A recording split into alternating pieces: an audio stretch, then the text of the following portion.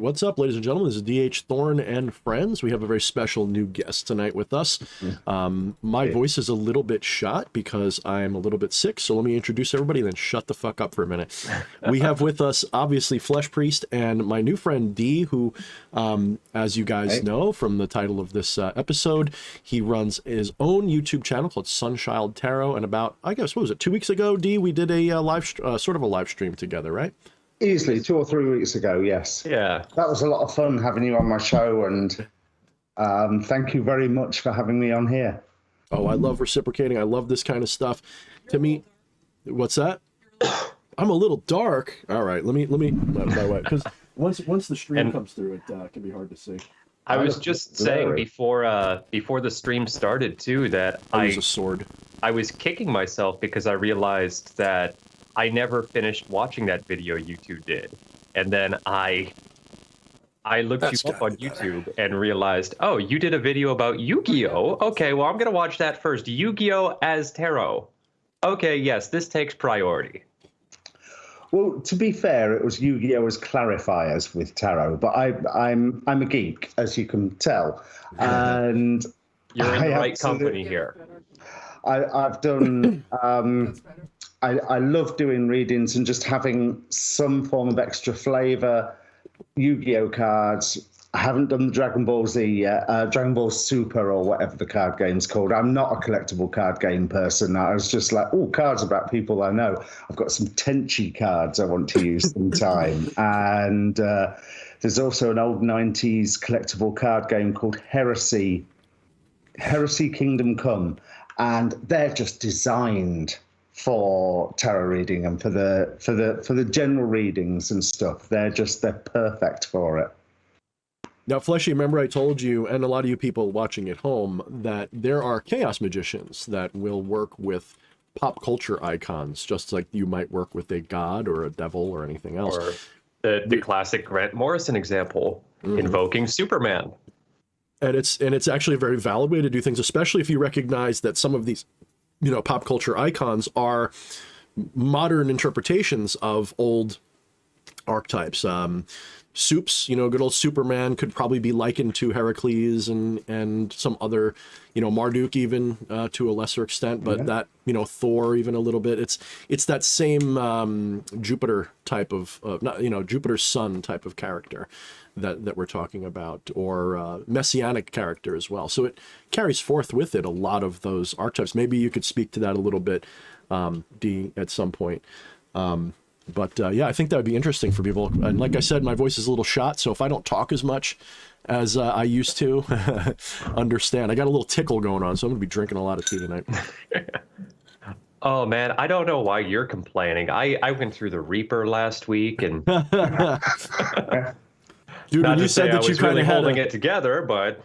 When you said that you had exactly what I would have had if I had done that later on in the evening, like, I found that funny. Yep, I paid the price. Like, let's put it this way. I would have done it over less, so I probably would have been in the hospital.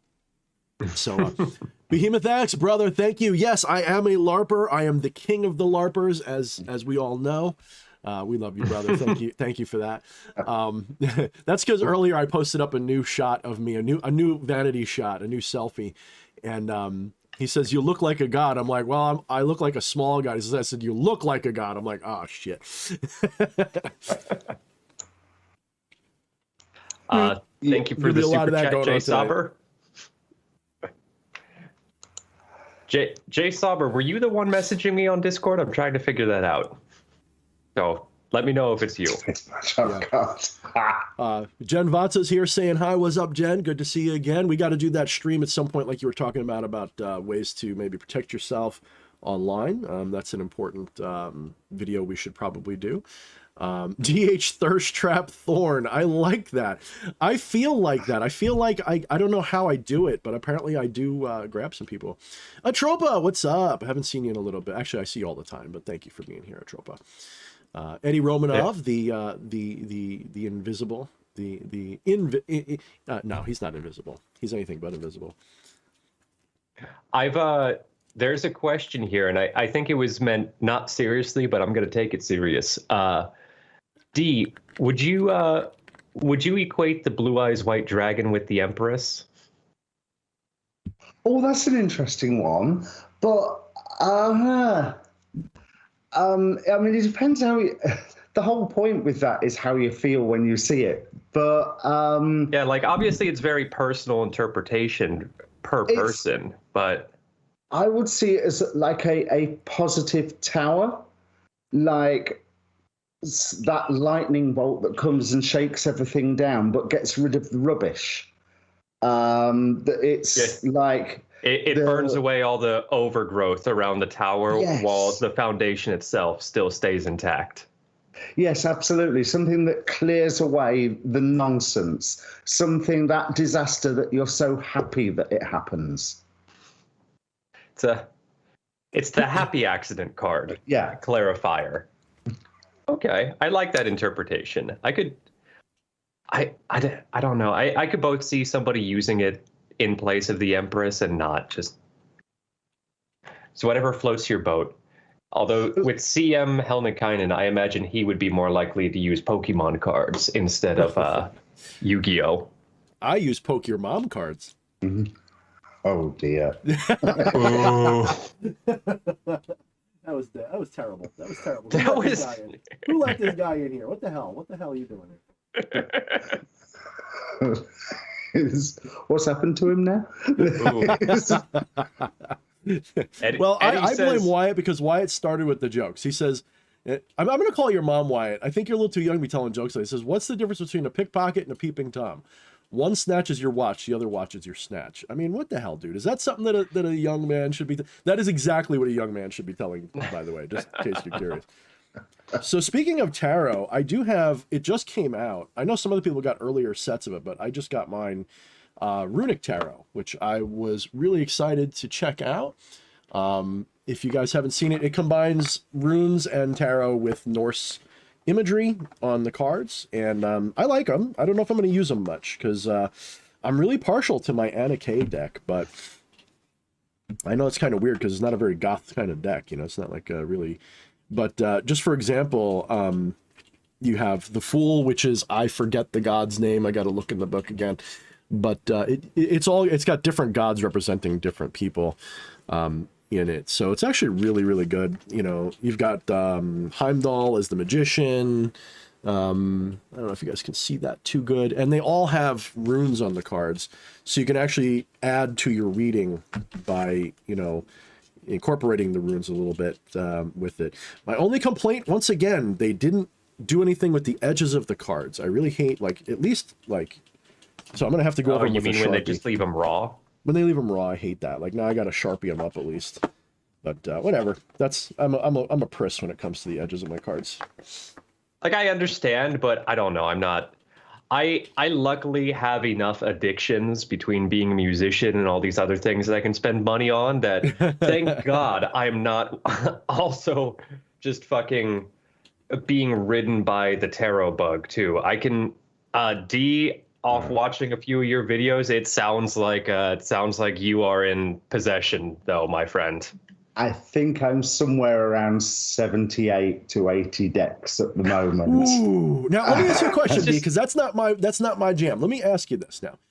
I feel, for me personally, I'm not saying it's a better or not better. What's your opinion? I feel better when I have one deck that I connect to and that I treat as my sacred deck, and everything else is more of a novelty. Do you feel like there's room for that, or do you think like there's different times that you read better for certain situations with a different deck, or is there, you know, like, is there a thematic time to use different decks, or should we only go with the traditional symbolism like found in the old Waits or the old French cards that you might see? Oh, well, no, my own feeling is more, not more is, not less is more or anything. I have my own personal deck that I've had since I was 17 years old, and that's what I use for sort of face-to-face readings with people or for work for myself. But when I'm seeing a client, I like the extra detail. It's like there's a discussion in astrology about, do we really want to look at the outer planets, the asteroids, the parallels and counter parallels and all this? Or do you just want to stick to that sheer essence of the 7 planets? And I'm like, no, I want everything. I'm a continuity addict. Give me as much information as you possibly can. So when I'm doing like a 6-deck reading for people, I feel like I'm getting more information out, because each card is only giving like just a little bit towards the general feeling of what I'm getting from that position in the spread. And I'll put my decks out. Well, they're all already out. I'll just, for whoever I'm reading for, like which of these decks wants to come and play on this reading. So they all get regularly smudged and cleansed and what have you. But other than that, it's like, no, more cards, absolutely more cards. There's not enough cards, hence me also turning to Yu-Gi-Oh or what have you.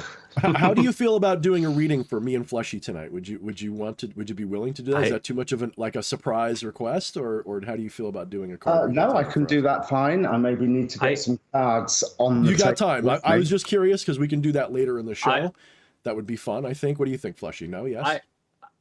I either way, there's no pressure there. I am happy though that you did answer a question I had in my head, is that 72 decks, how do you even use all of, like, he needs 6 more to make it 78 of 78. That's what he needs that's to just do. Like the scheduling that goes on in polyamory like is intense, but that's like a whole nother level where you have polyamorous couples looking at you just going, I don't even know if I had that many. No. It's literally just seeing who wants to come out and play for this client or for this reading.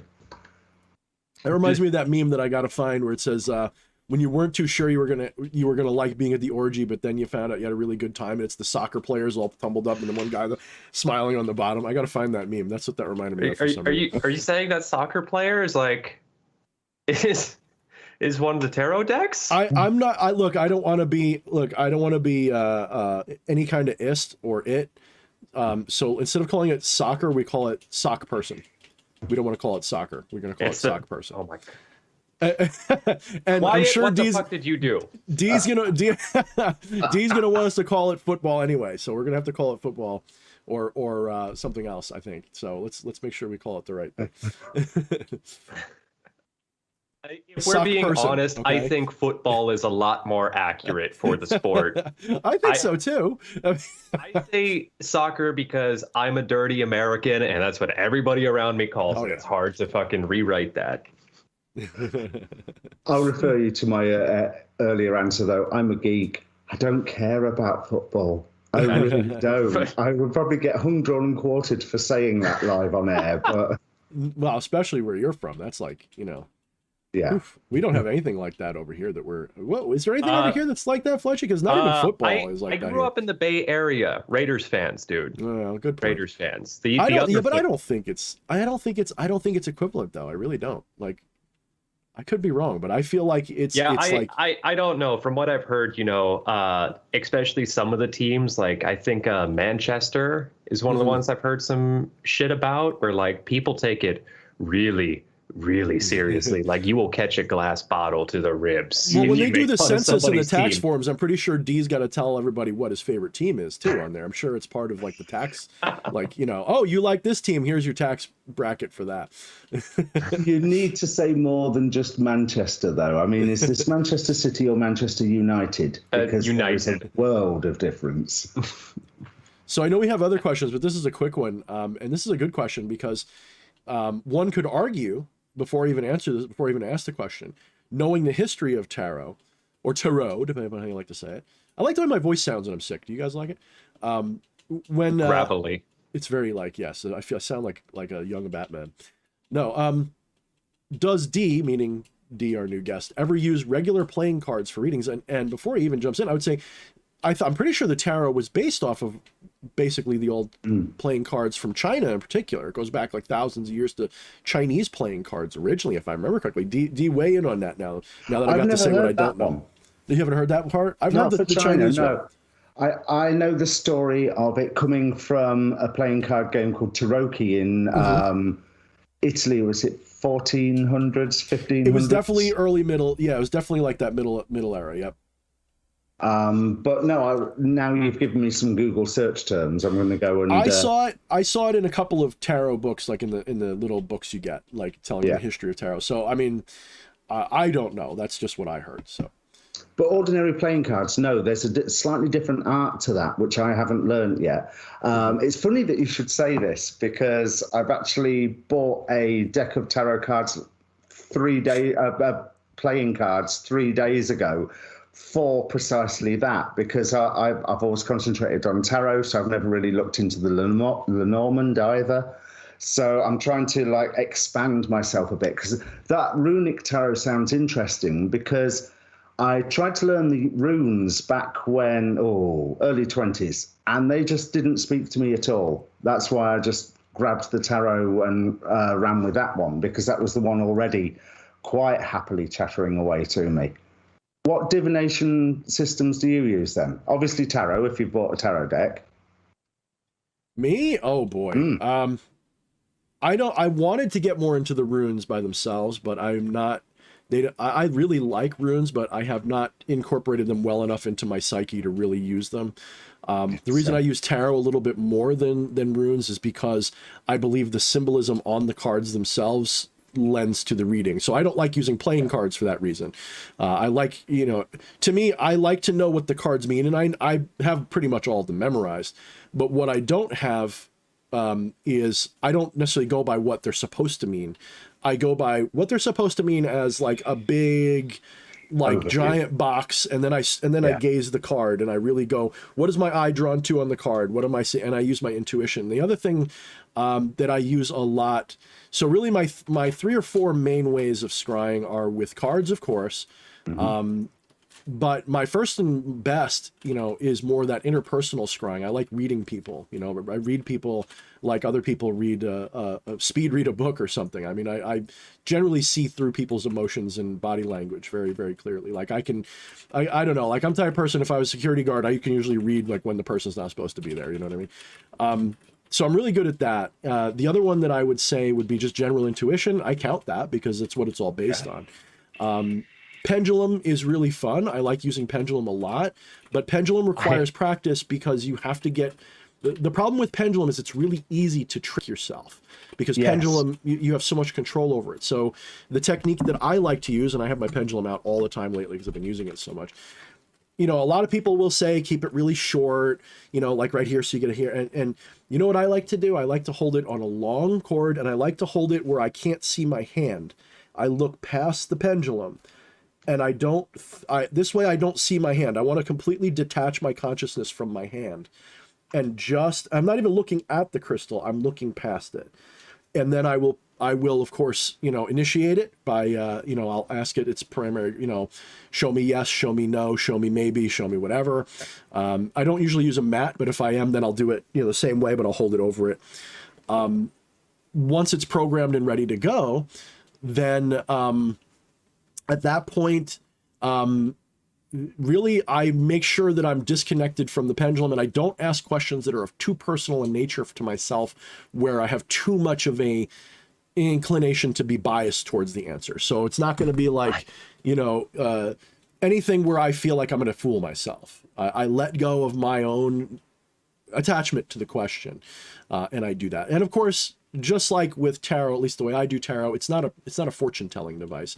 It's meant to engage with your intuition just in general. And that is, it's not, the funny thing about intuition is sometimes it can be prophetic and it can be future telling, but for the most part, it tells you things that you're having trouble saying to yourself, or having trouble admitting to yourself, or things that are too subtle to recognize, that you just, for whatever reason, aren't coming to your surface. And that's how I use it. And I find it's way more accurate, because I don't, you guys who know me personally outside of this, or see me in the mod channels, how often do I predict a problem before it manifests, and how often am I right about it, and how often do I not listen to that and get myself in trouble and go, I should have fucking listened to my own intuition? A little bit too often. A little too scary often, right? So I'm like on a journey of learning to trust my intuition. more. And I do it very well in the moment, but I don't always do it very well when it comes, like when I've got an audience, like, so for example, let's say we've got a jerk that's come into the community and I know they're a jerk. I can tell. I have a history with them. I've experienced them. I know they're a jerk, but I don't have any tangible proof of it. And all I've got is my gut, you know. I don't feel right just slamming that door closed on that person because I feel like, would I want that done to me? What if I'm wrong? However, Fleshy, how often have I been wrong? Ooh, not. I know there were some times, but most of the time it's pretty accurate. Also, we have a super chat with a question I want to get to. I do think this topic is pretty good though, so I don't want to cut it off too soon. But and yes, Mickey Damon actually, Mickey Damon. She's actually, I don't know if are you still doing acting, Mickey? That's pretty cool. I hope you still are. I saw you were doing some production for a while. I hope you're still doing it.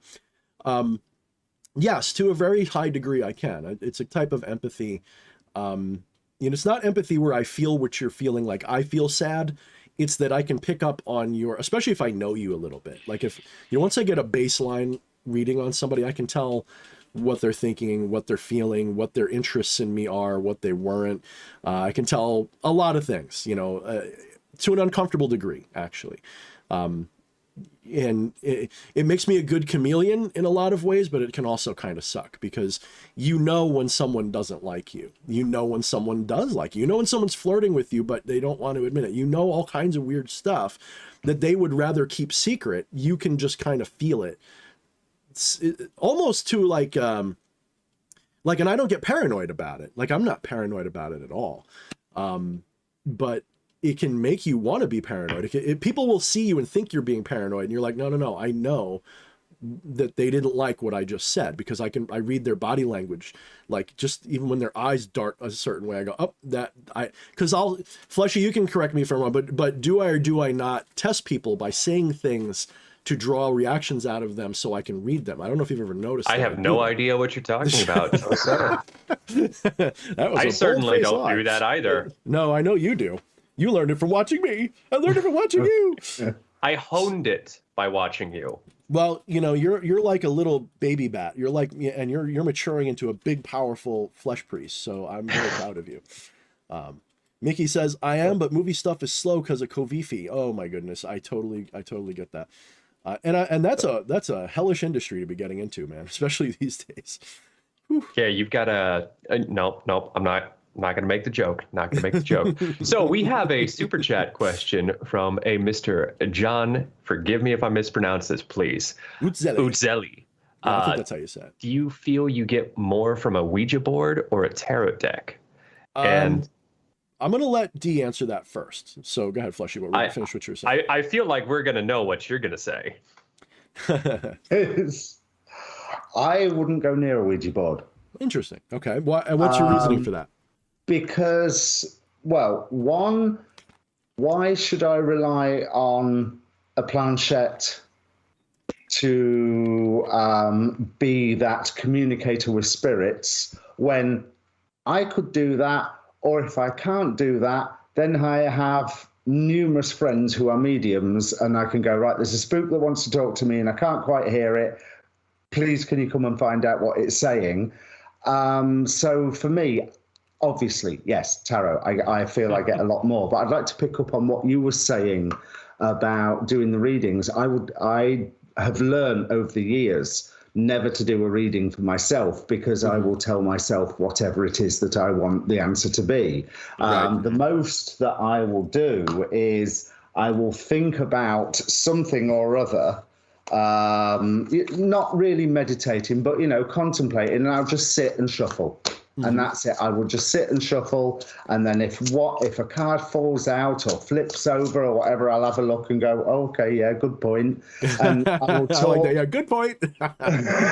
I'll talk with the deck that way, but I don't like laying the cards out for myself because I'm a past master at lying to myself, and I'm always going to be. It's part of the human condition. So. That's the most difficult part, I think. When I was a kid, when I started learning to use any cards or any divination method, that was what fucked me up constantly, was I was constantly running into that wall of intuition versus hopes, dreams, fears, etc. When you're a young man and your problems are mostly romance and crap like that, and it's always your own ego involved, man, that's really hard to get around. But I'd read for other people, and I was like an oracle. I mean, people would come to me with things because I was very good. So the same thing applies to most readers. I think it helps to practice non-attachment, ontologies, like a little bit of Buddhism, something like that, so that you are able to not detach, but non-attach yourself from the issues. Sort of step back a little bit. Exactly. Right. Exactly. Or that's another reason to use a spirit that you can try. Like if you can really make strong connection with the spirit, which is why Ouija can work for people, because whether you really believe it's a spirit moving the planchette or not, which like, that's not, we're probably not going to talk about that on this stream. But whether you believe that's the reason or not, that gives you a layer of distance from the question, because now you're putting the answer in something else's hand. If you're doing it correctly, in fact, this is one reason to use spirits in magic in the first place. You can distance your own ego from the problem. Thus, if it fails or succeeds, you don't feel the pressure of it. You can let go of it a little bit. I'm trusting in God to take care of it would be what Yawashi, whatever his name is, that just got blocked by Camilla. Just like that, you would find a way to distance yourself from the problem. Give it up to God, a Christian would say. It's no different for people doing certain types. So yes, I think Ouija is fine. I don't think one's better or worse, because it all comes from the same divine source. I don't think any of it is, I don't think there's any power in the cards, nor any power in the boards or the planchettes or the crystals, or these are all tools of the trade. They're all important and useful. They serve a purpose. They can be powerful because of the way they can allow us to transcend our own limitations. But they themselves, it's just little pieces of cardboard or a little piece of wood or a little rock. By themselves, they're nothing until they're in the hands of a competent reader or magician or sorcerer. There is the important word, competent. Because with Ouija boards, if there is something else that's going to move it, that's a possibility. Or if there is someone, whether they're using cards or a Ouija board, if they haven't gone through that level of, I don't want to say, well, training by life, but be able to take that step back, to detach yourself from the problems, or say, okay, my life is a TV show. What's the trailer for next episode? There's that can lead to all sorts of shenanigans, which normally end up with somebody falling flat on their face. So I would sooner someone learn about your intuition by doing readings for others. The readings the best reading I can give is for a complete and total abject stranger. If someone comes to me, I will say to them, you've seen it in the start of my videos, have a question. Do not tell me what it is. I do not want to know. If I'm there being an astrologer, then yes, I want to know, because that's the way that astrology works, and I'm looking for specific significators. But if I'm there and I'm not an astrologer yet, I'll get there, but I'm not there yet. But with tarot, no, tell me nothing. I want to know your name. I say to a client, right, either tell me, yes, you understand what I'm talking about, or no, you ain't got a clue what I'm talking about, tell me to work harder. And that's all I want to hear from a person while I'm going through the cards. And I think anybody getting a reading has to also, so one of the things, one of the reasons I don't do readings as much is because a lot of people have a preconceived notion of what it should be like. Yeah. And I like to tell people, number one, a couple of things. Okay. And this isn't just because because I don't do all of these things, but I think it applies to everybody. Number one, this is not like the movies. A competent reader may take 2 or 3 tries to get you. Like they may have to do no, that spread's wrong. I can feel it's wrong. The identifier card's wrong. You're telling me you may sometimes take a little minute so if the person doesn't get it on the first try, let them redo it. Let them potentially reset the whole I mean, you can correct me if you're different about this, by the way. This is just my opinion. 2, some very advanced people will still use books and other medium to add to the reading. So even if somebody has the cards memorized, I actually learned from somebody, I didn't learn from them, but when I was a kid, somebody's grandmother was the one who was doing all the tarot for everybody. And they would still look in the book, right? And I'd ask why.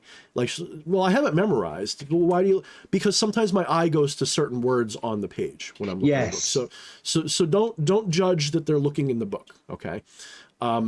If it's really intuitive, then it's fine. If it's because they're going, what does this card mean? That means that they probably haven't attuned to the cards well enough. That they probably need to do more practice for. Okay.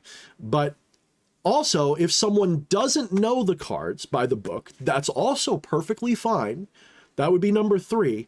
Just because they don't know what the cards are supposed to mean, that's perfectly fine if when they look at the card, they can see the imagery and come up with a meaning for you based on what it shows on that card. So like oracle cards are a really good example, because oracle cards aren't based on any really traditional symbolism that might be worked into the occult psyche, we'll say, of people. Whereas oracle cards are more likely to be more pop culture-y, more this and that. They still work for the same reason, but there's no wrong way to read an oracle card, right? If you see, I have a couple of oracle decks, and I love my oracle decks, but I don't use them often because I don't think many people understand them. And I actually don't even look at the books for oracle cards. Oracle cards to me are like what the artist came up with when they were making those pictures really doesn't mean anything to me, except for maybe, unless it's like a one word, if it says like strength or so, okay, that's fine. But I don't want to have like, this is what all the symbolism means, because that's not really going to speak to me. I want to look at that card and interpret it as the card and see what jumps out at me. That's my, would you add to that, or would you change any of those specifics? I agree with you 100%, especially with my like 72, 78 odd tarot decks. I mean, some of them will tarot apocalypsis. There's various gods and spirits that are featured within that particular deck. And ever so often I was like, yep, it's one of the blue gods. I cannot remember which blue god it is, but it feels important that I remember right now. So I will go and look that up. But there's an element of bibliomancy going on in that as well. Because like you say, the eye catching a word, it's not necessarily on the page of the card that you're looking for, but it will trigger something. Yep. So yes, I'm with you there 100%. Yeah, that's why, I mean, some people, and this has happened to me once or twice, I have popped open the book to be like, all right, let me just what else, like, especially if I'm not feeling anything, I'm not getting, and then my eye will catch on a word. I'm like, there we go. Then I got that from that the grandmother of my friend that was doing readings. So people have to get over the magical thinking, which is ironic considering what we're talking about. Yes.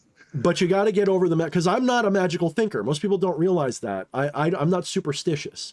So I don't think the cards by themselves, outside of the connection to the connective conscious, outside of that, I don't believe they're just flips of paper, guys. They're not. They were mass produced in a warehouse by slave labor, probably. Too real. To restate what you were saying in a different way, without the other side of the conduit, right, they're nothing. Especially without that. Fair? Especially without that. Yeah, without that. That's an emphasis here. It's all in here. It's this one, it's this one, and it's this one. It's all in here. But you can also make your deck special. There is a place for the magical thinking. Absolutely. But like you say, there's also that place for you standing back and go, my magical thinking is over here, and I will use it when it's necessary. I think you just said what I think better than I just said it. Actually, I do agree with that.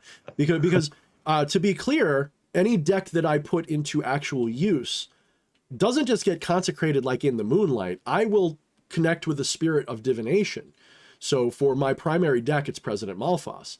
I will get President Malphas either to consecrate the deck and offer each card, like it's a long ceremony. It could take me like an hour because I'll go through each card, run it through the smoke, make an offering, worship each, not worship in the, oh, please God, but show reverence to each card, give it an offering with the spirit, and make sure each card is sacred to me. I'll look at the card, I'll say a few words about it, I'll go through. It takes like a good hour to do this. you know, at least you could probably go longer than that, but by then I'm, you know, like I don't care anymore. And just go through each one of them very, very, very powerfully that way. But even if I don't, even if, let's say I just bought a deck and I just want to try it out. Okay. That's a fair way to use it. You don't have to make the deck magical first, but let's say I got a new deck and I want to just try it out. I'll still invoke that divination spirit that I work with the most. I will visualize myself going to a sacred space that I've set up in the, you know, my astral, my imaginary place. Encounter this. If I don't feel the connection with the spirit, I don't do the reading. So I'll go there, get that spiritual connection. I'll see President Malphas, all the crows around. I'll feel his presence, and then I'll do the reading like as if the crows are watching and guiding me, right? When I'm doing it that way, the reading is always that much better. It's always that much better. Pendulum, I don't go through all that. Pendulum is just me and the pendulum. It has nothing to do with anything extra. So there's nuance there. You know, there's differences. I use crystal balls. I use smoke gazing, fire gazing. I will just sit and stare at the sky. Like I don't discriminate against methods. In fact, sometimes I'll go to each one separately for information. But to be honest, when it works, to me, there's different levels of divination and prophecy, in that you have like that very rudimentary level where the cards tell you something you're like, I don't know, maybe, and you file it away and it comes true or it doesn't. Then you have the, oh, I feel very strongly that this reading is correct, and it comes through, it doesn't. Then you have the ones which are, for lack of a better word, they're divinely inspired intuitive predictions. And it's not a question of do you believe it or not. You don't even have a chance to question it because it happens. So for example, this usually happens more moment to moment. The other day, about a week or two ago, I was out in my school field by my house and I was having an alone moment, and I was communing with Legion, and I was asking some questions and things, and I had a moment of prescience. And to me, prescience is one of the more important abilities that someone can really kind of work on. It's just general prescience. After all, you don't even need the tarot cards. You can just kind of connect with something and get a hit, you know? Yeah. And I'm watching the sky and I see a plane flying overhead. And I'm watching this plane and it had this beautiful, beautiful spotlight effect going on. Because, you know, they got that front light and it was taking off not too far before I saw it. I live on Long Island, so there's a lot of airports around. So this plane's taking off and I see it in the distance. It's coming up into the foggy clouds up ahead. It's not an overcast, but it's getting there. And I see it, just this beautiful spotlight. And in my mind's eye, I see it do this just hook, like big, quick, like sharp turn. I'm like, I wonder why I thought of that. And not 3 seconds, maybe 2 seconds later, it does this sharp roll banking climb thing that I was like, whoa, that's almost, it's not exactly what I saw, but it's close enough. Now, that sounds stupid to some people. Like, oh, you can predict planes moving. No, you don't get it. This is how moment to moment prescience develops. You have flashes of the future, just like you might have flashes of the past. You'll have a flash of the future and it'll happen. Echoes. Almost exactly like what you predict. And the trick is, does it happen when you need it, or does that answer a question of yours, or is it some other kind of thing?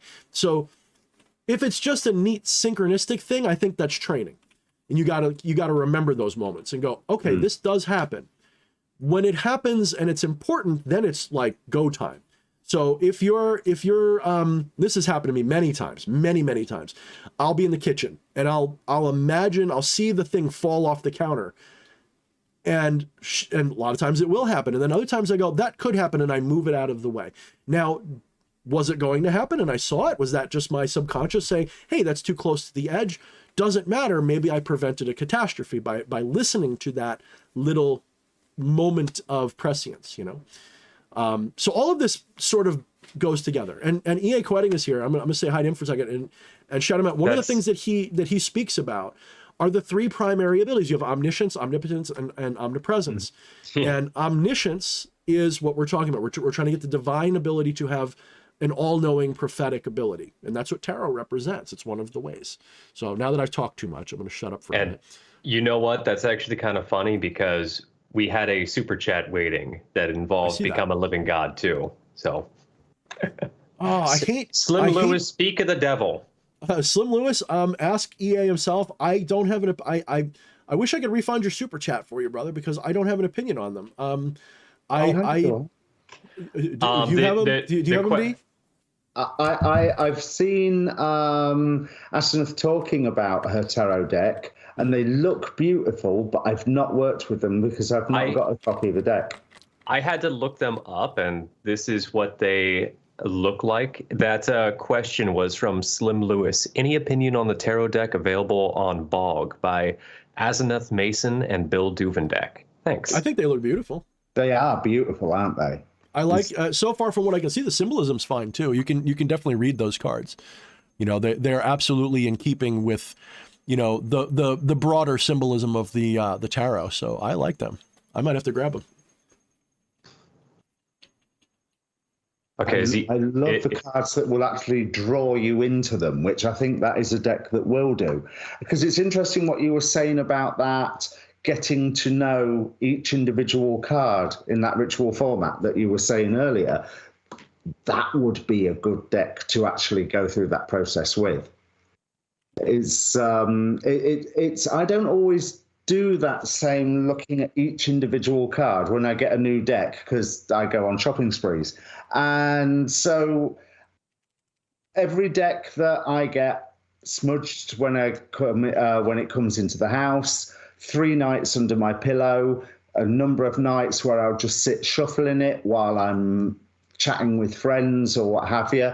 And I like my decks to, it's less formalized because I find that my decks tend to develop personalities. And I get to learn specifically their senses of humor. Because there's I love certain decks that I have that will rip the mick out of me, something chronic. You know, I will think something and the appropriate card, which might as well just have the big middle finger stuck up at me. I feel like a lot of people say that the Rider-Waite Tarot is that for a lot of people of it's going to tell you what you need to hear in the most heavy-handed way possible. You know, I will say also, going back to that, you know, making your cards magical, I think that, you know, it's actually plausible to sort of make your cards become alive, make them a familiar, ask them to become a house for a familiar, for example. Use them as an anchor for a familiar, or create a servitor that lives in them, or something like that. To treat them. Now, I haven't done that with any of my decks, to be clear, but I think that's a very good practice for some people is to do that. And it sounds like that's what you do, by the way, D. I'm a total animist. Mm-hmm. All things are spirit. Because all things are in that point of consciousness anyway. So I had a printer that had self-esteem issues, and I managed to cancel it out of them. You know, years ago, there was this one printer that would work fine as long as I was staring at it and watching it. And as soon as I turned away, paper jam. Mm-hmm. And we had a very long talk over the course of 3 nights, and it got to the point that it could keep printing when I wasn't looking at it, unless I left the room, and then paper jam.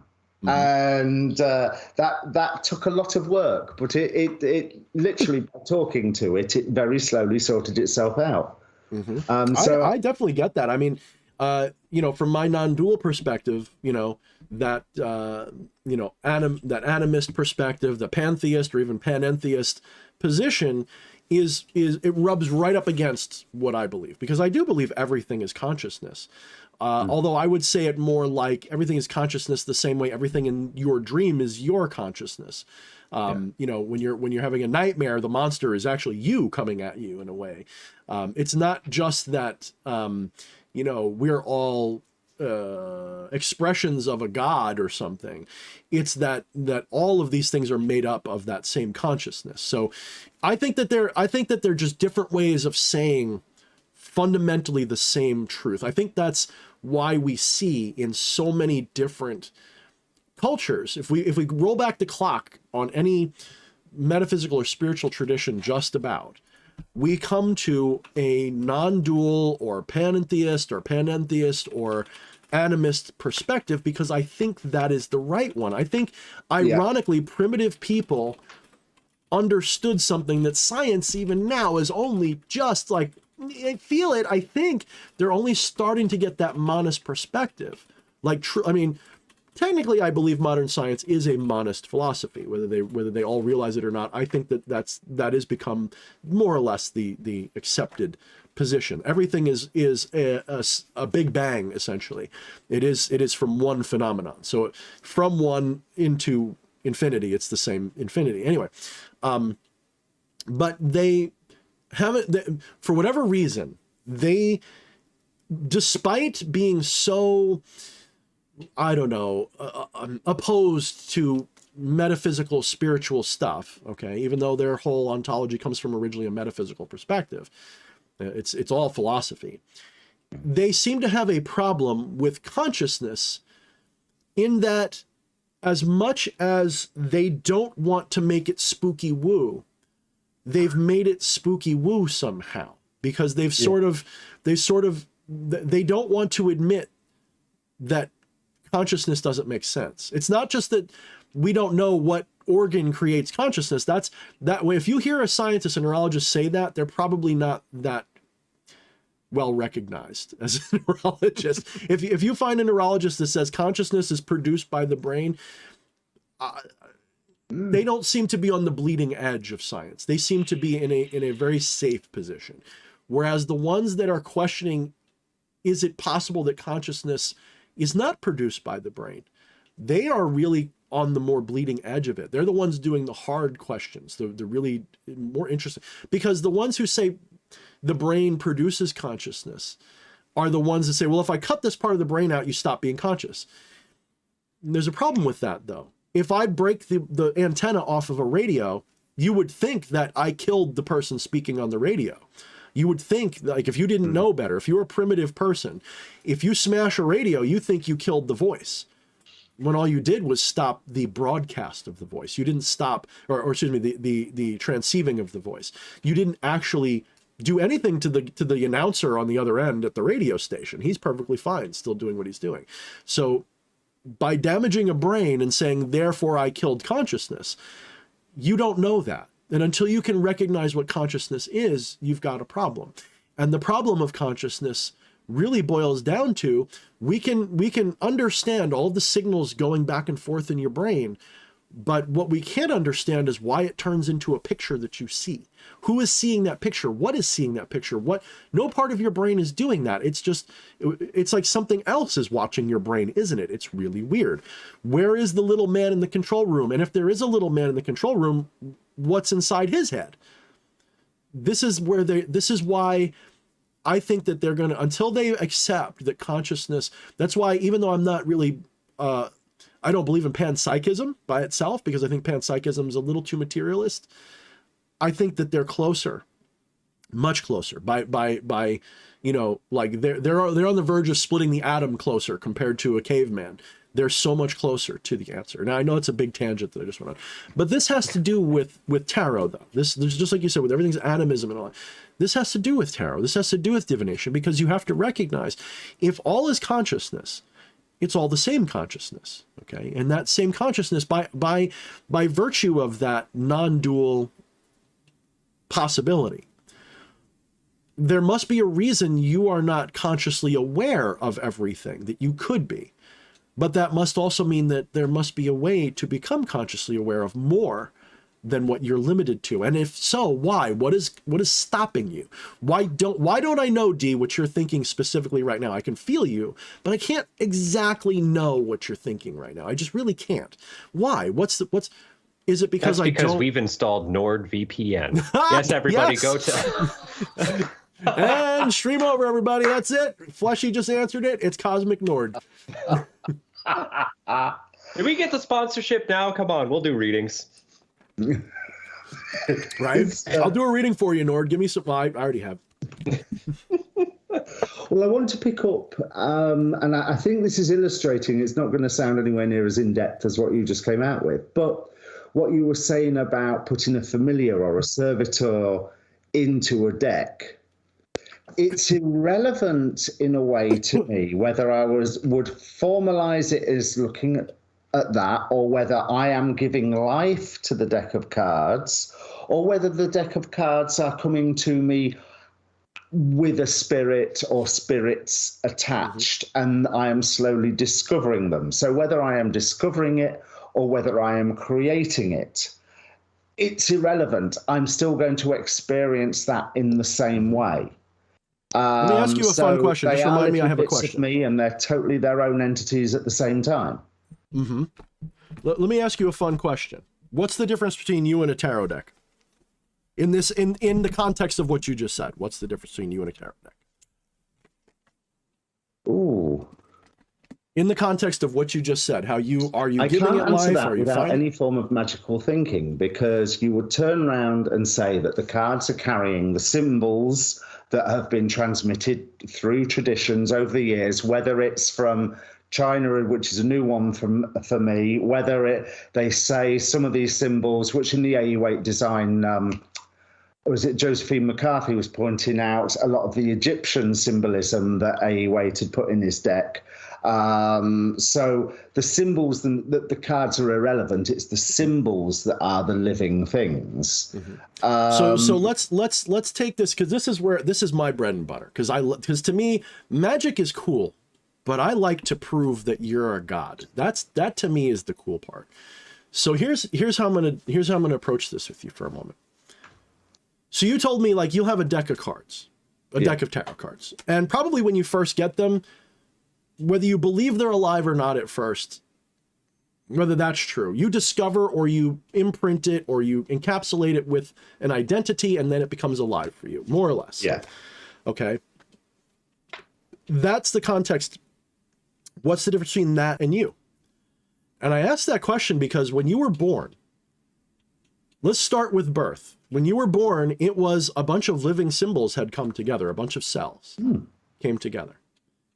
Okay. They came together.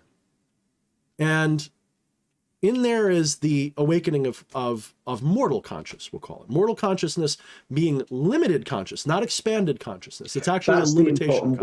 The important word, limited. Right. So when you're born, expansive consciousness becomes limited into this little incarnate being. Okay, good. We got that so far. That's still not just you yet. That is not the ego yet. That is not your soul yet. That is just consciousness in a lump of meat at that point. So you're born, and immediately, everything and everyone around you begins informing you of what you are, and you begin separating yourself from it immediately. To be you, you can't be the other stuff. Like, that's step one is I am everything. Step two is I'm not that. Okay, so to be D.H. Thorne, I can't be D. I have to separate and deny my union with you to be me. So when you're born, you begin with the contrasting. So that's the first cosmic ignorance. So you have infinite consciousness denies that it's infinite. That's step one. It says, I am not everything. I am only this.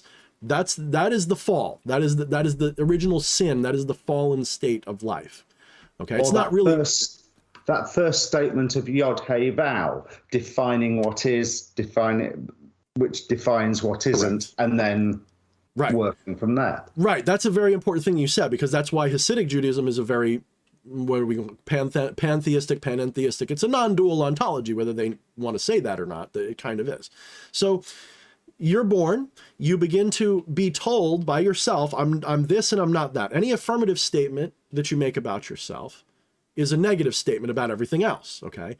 There's way more that you're not than what you are. Okay. So that's step one. Step two, or step three, whatever, after you're born, is now everything around you is informing you about yourself. You don't know your name. You don't know you're a boy or a girl. You don't know what food is. You don't know anything. You are taught gradually all of these mortal concepts about yourself, and an identity forms about you. And there's a little bit of cooperativeness at first, but not much. At first, it's really, a lot of that's in your parents' hands or your guardian's hands or whoever's taking care of you. then as you develop, you respond to that. You respond to that with smiles or not. So for all you know, the reason you like peas so much is because you smiled because you had gas the first time someone gave you peas, and your parents applauded and said, he likes peas, what a sweet kid. And you loved that praise, so you developed a liking for peas at that point. You might not actually like peas for all you know. So you develop a very specific example. It kind of is, isn't it? So you develop these personality traits, these identity traits. The process that I'm describing is exactly the same kind of process that goes on between you and your tarot deck, or anything for that matter. It can be even this crystal that I think, oh, this crystal has got a real personality. Why does it have a personality? So we spend a lot of time. This is what makes us a creator being, okay? But we're not really creators. We're differentiators. We're pattern recognition machines that have looked into the universe. We've limited ourselves down to this little bubble of identity. And we look out in the universe and we encapsulate everything in these little ontological, conceptual bubbles. And we breathe life into them in so doing. So once that happens, you've created an egregore. Everything is egregore. Everything is tulpa. Everything is egregore. You've created an egregore. The reason I know you've created it is because if you hand that same tarot deck to even someone sensitive, they're not going to pick up on it as readily as, and maybe even identically as you have. So this egregore exists in your subjective field, but because it is a living egregore, it is alive. There's no question in my mind that it can be alive. It begins to become recognized by others. Okay, so I'm sort of going all around, but I hope I'm making a very broad point here. That egregore that you've created in those cards, okay, is a lot like the egregore that you are, because you're an egregore. Yeah. Everything is egregore. You're an egregore.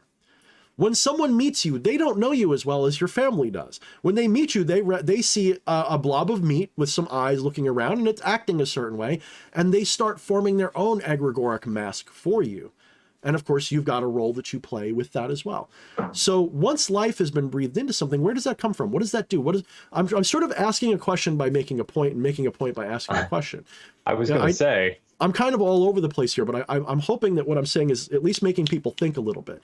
What's causing this, and I do have answers, but what's causing the cards to be alive as cards rather than just what they were before? At what point do you discover the cards, and at what point do they take on a life of their own? At what point do they become consciousness? And the same question applies to you and to Fleshy and to everybody.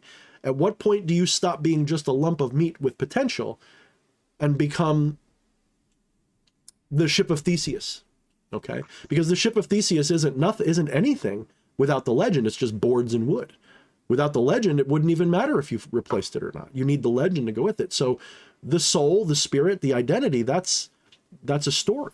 It's a story. So give me your thoughts on any of that stuff. I just kind of waxed ridiculous. As we said, there's that whole matter of, I mean, you were saying about defining yourself or defining a thing by also in the act of denouncing what it isn't. So there's that Yod-Hey relationship going on there, but that's the important word there, relationship. And these relationships build over time. I see time as part of that limitation that we have accepted as a way to try and grow and to try and push against. There's every bit of me exists. I'm only ever going to have this one instant now, and then it's gone, but it's not gone. It's there constantly. That time is an axis on a graph. It's a mathematical quality. That is it. The sum total of D, or this D, is from birth to death. And my decks of cards can be seen as, with their personalities, and let's not talk about ornaments and teddy bears when you're a child, you know. They are all outcroppings, or the costume that piece of consciousness is wearing. But it is, like you say, it is always defined by relationship with that other piece of consciousness.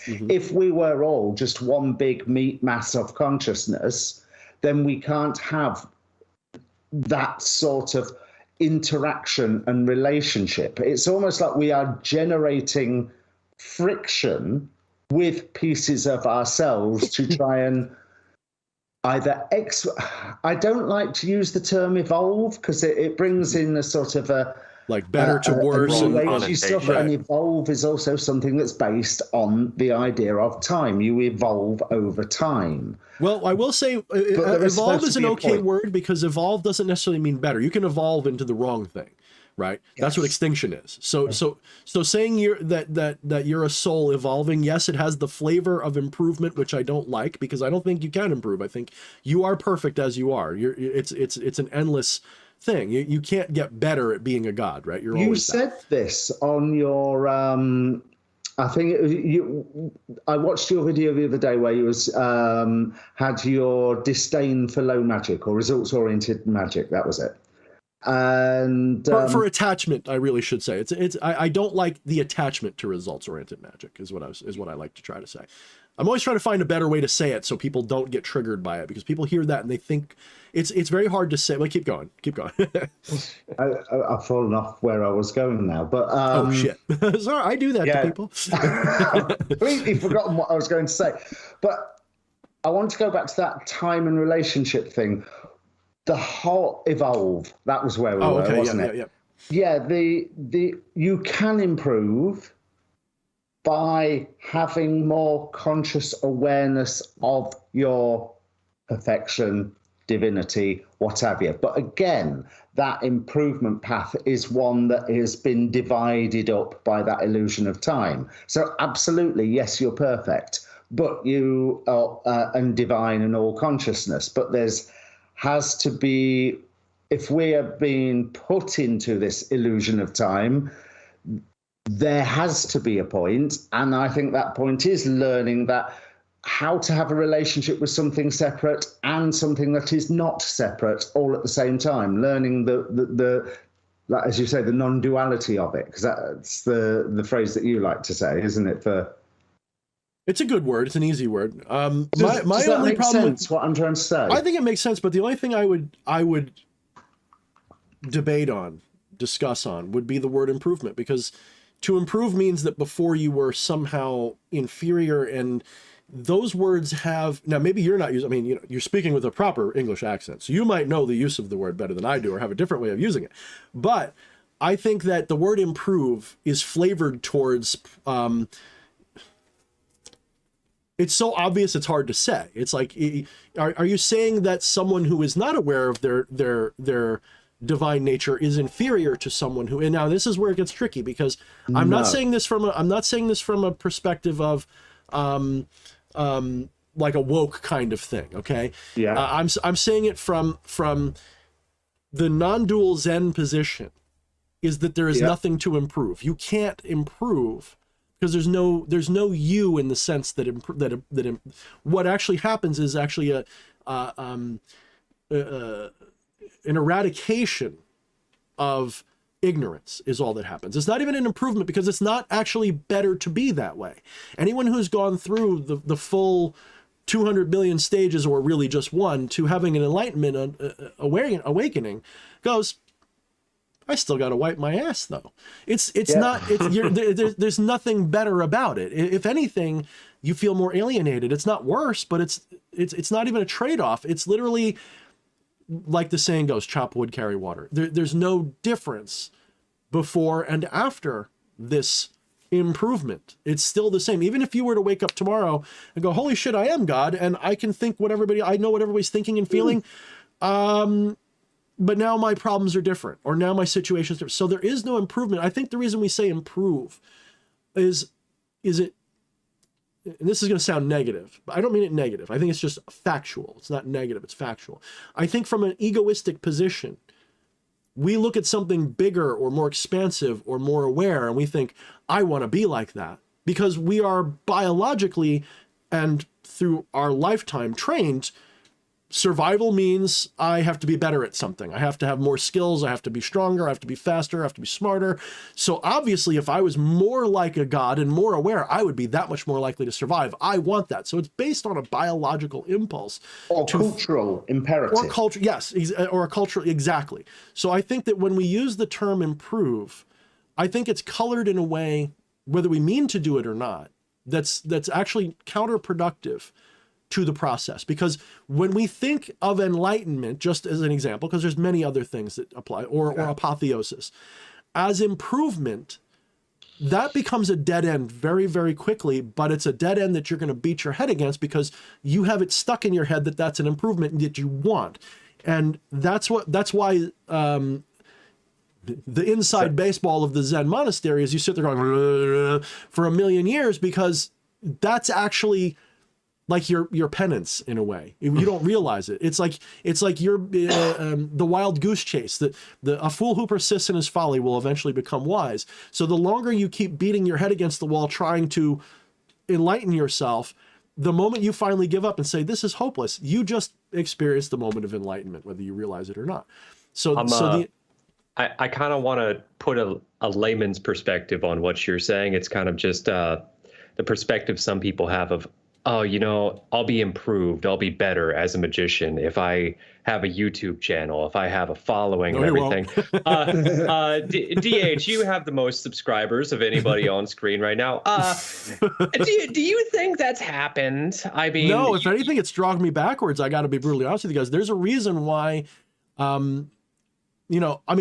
I have a couple of problems. One is maybe it's my Aries nature. I got to get you to do my chart sometime, Darren. I want to get you. Send it through. I want you to get it. I keep meaning to give it to you. It's probably built into me. I have 9 trines and all these other things, so I'm a little bit lazy because everything's easy for me. I do what and then I have a success and I get bored. You can ask Fleshy. I get into something like my D&D games. Holy shit, they'll be great for like 5, 6, 7 sessions, and then after a while, I'm just like, all right, fuck this shit. I don't want to do it anymore. I burn out on things. I have success very easily. I burn out. And that's part of it, but also my time originally was devoted to, this is the coolest thing I've done in 20 years. I'm so glad to be doing this again. What spirit am I going to work with? What ritual am I going to do? Let me learn this. Let me learn that. And it was always about me and my enjoyment, and I was inspired and having fun. And then I would turn that into a video or a book, and that's why I become popular. Well, at some point, it turns into a job, and people start asking you questions all the time. And because you have a reputation for being nice and answering questions a lot, you answer questions. And eventually you get sick of the questions because they seem like dumb questions after a while. Like, why is everybody asking me the same dumb question? Yes, I know you had a dream about a feather sticking out of your forehead. That doesn't mean that you are now an angel or something. Relax. So you get these kinds of things. What a great segue. Yepson in the comments asked, how do I do spell to get money? Right, exactly. Right. And Thorne, my ex just left me, help me get them back. And you just like, okay, that's your number 400 today. I don't want to deal with this. It becomes too much like a job. And the worst thing that happens, and this happens to everybody, okay? This isn't, people will be like, oh, Thorne, or EA, or anyone who does this and makes videos about it. Oh, you're just an attention whore. That's why you're doing this stuff, and you're blah, blah, blah, blah. It doesn't start that way, and it doesn't end that way. What actually happens is you'll start burning out a little bit, but you don't want to lose your audience because maybe you're making a living on it. It's not because you're like a heavy grifter or something. It's just part of your life. Okay. Someone who runs a new age shop, are they a grifter because they sell crystals and do readings? Of course not. It's just how they live their life. So you're constantly like, all right, what am I going to do a video about this week? I haven't worked with any new spirits. I haven't done any new path work. I haven't done anything major. I've just been hanging out. I'm not saying I didn't do any magic, but I haven't done anything that was like groundbreaking. What am I going to talk about? What am I going to do? What am I going to create?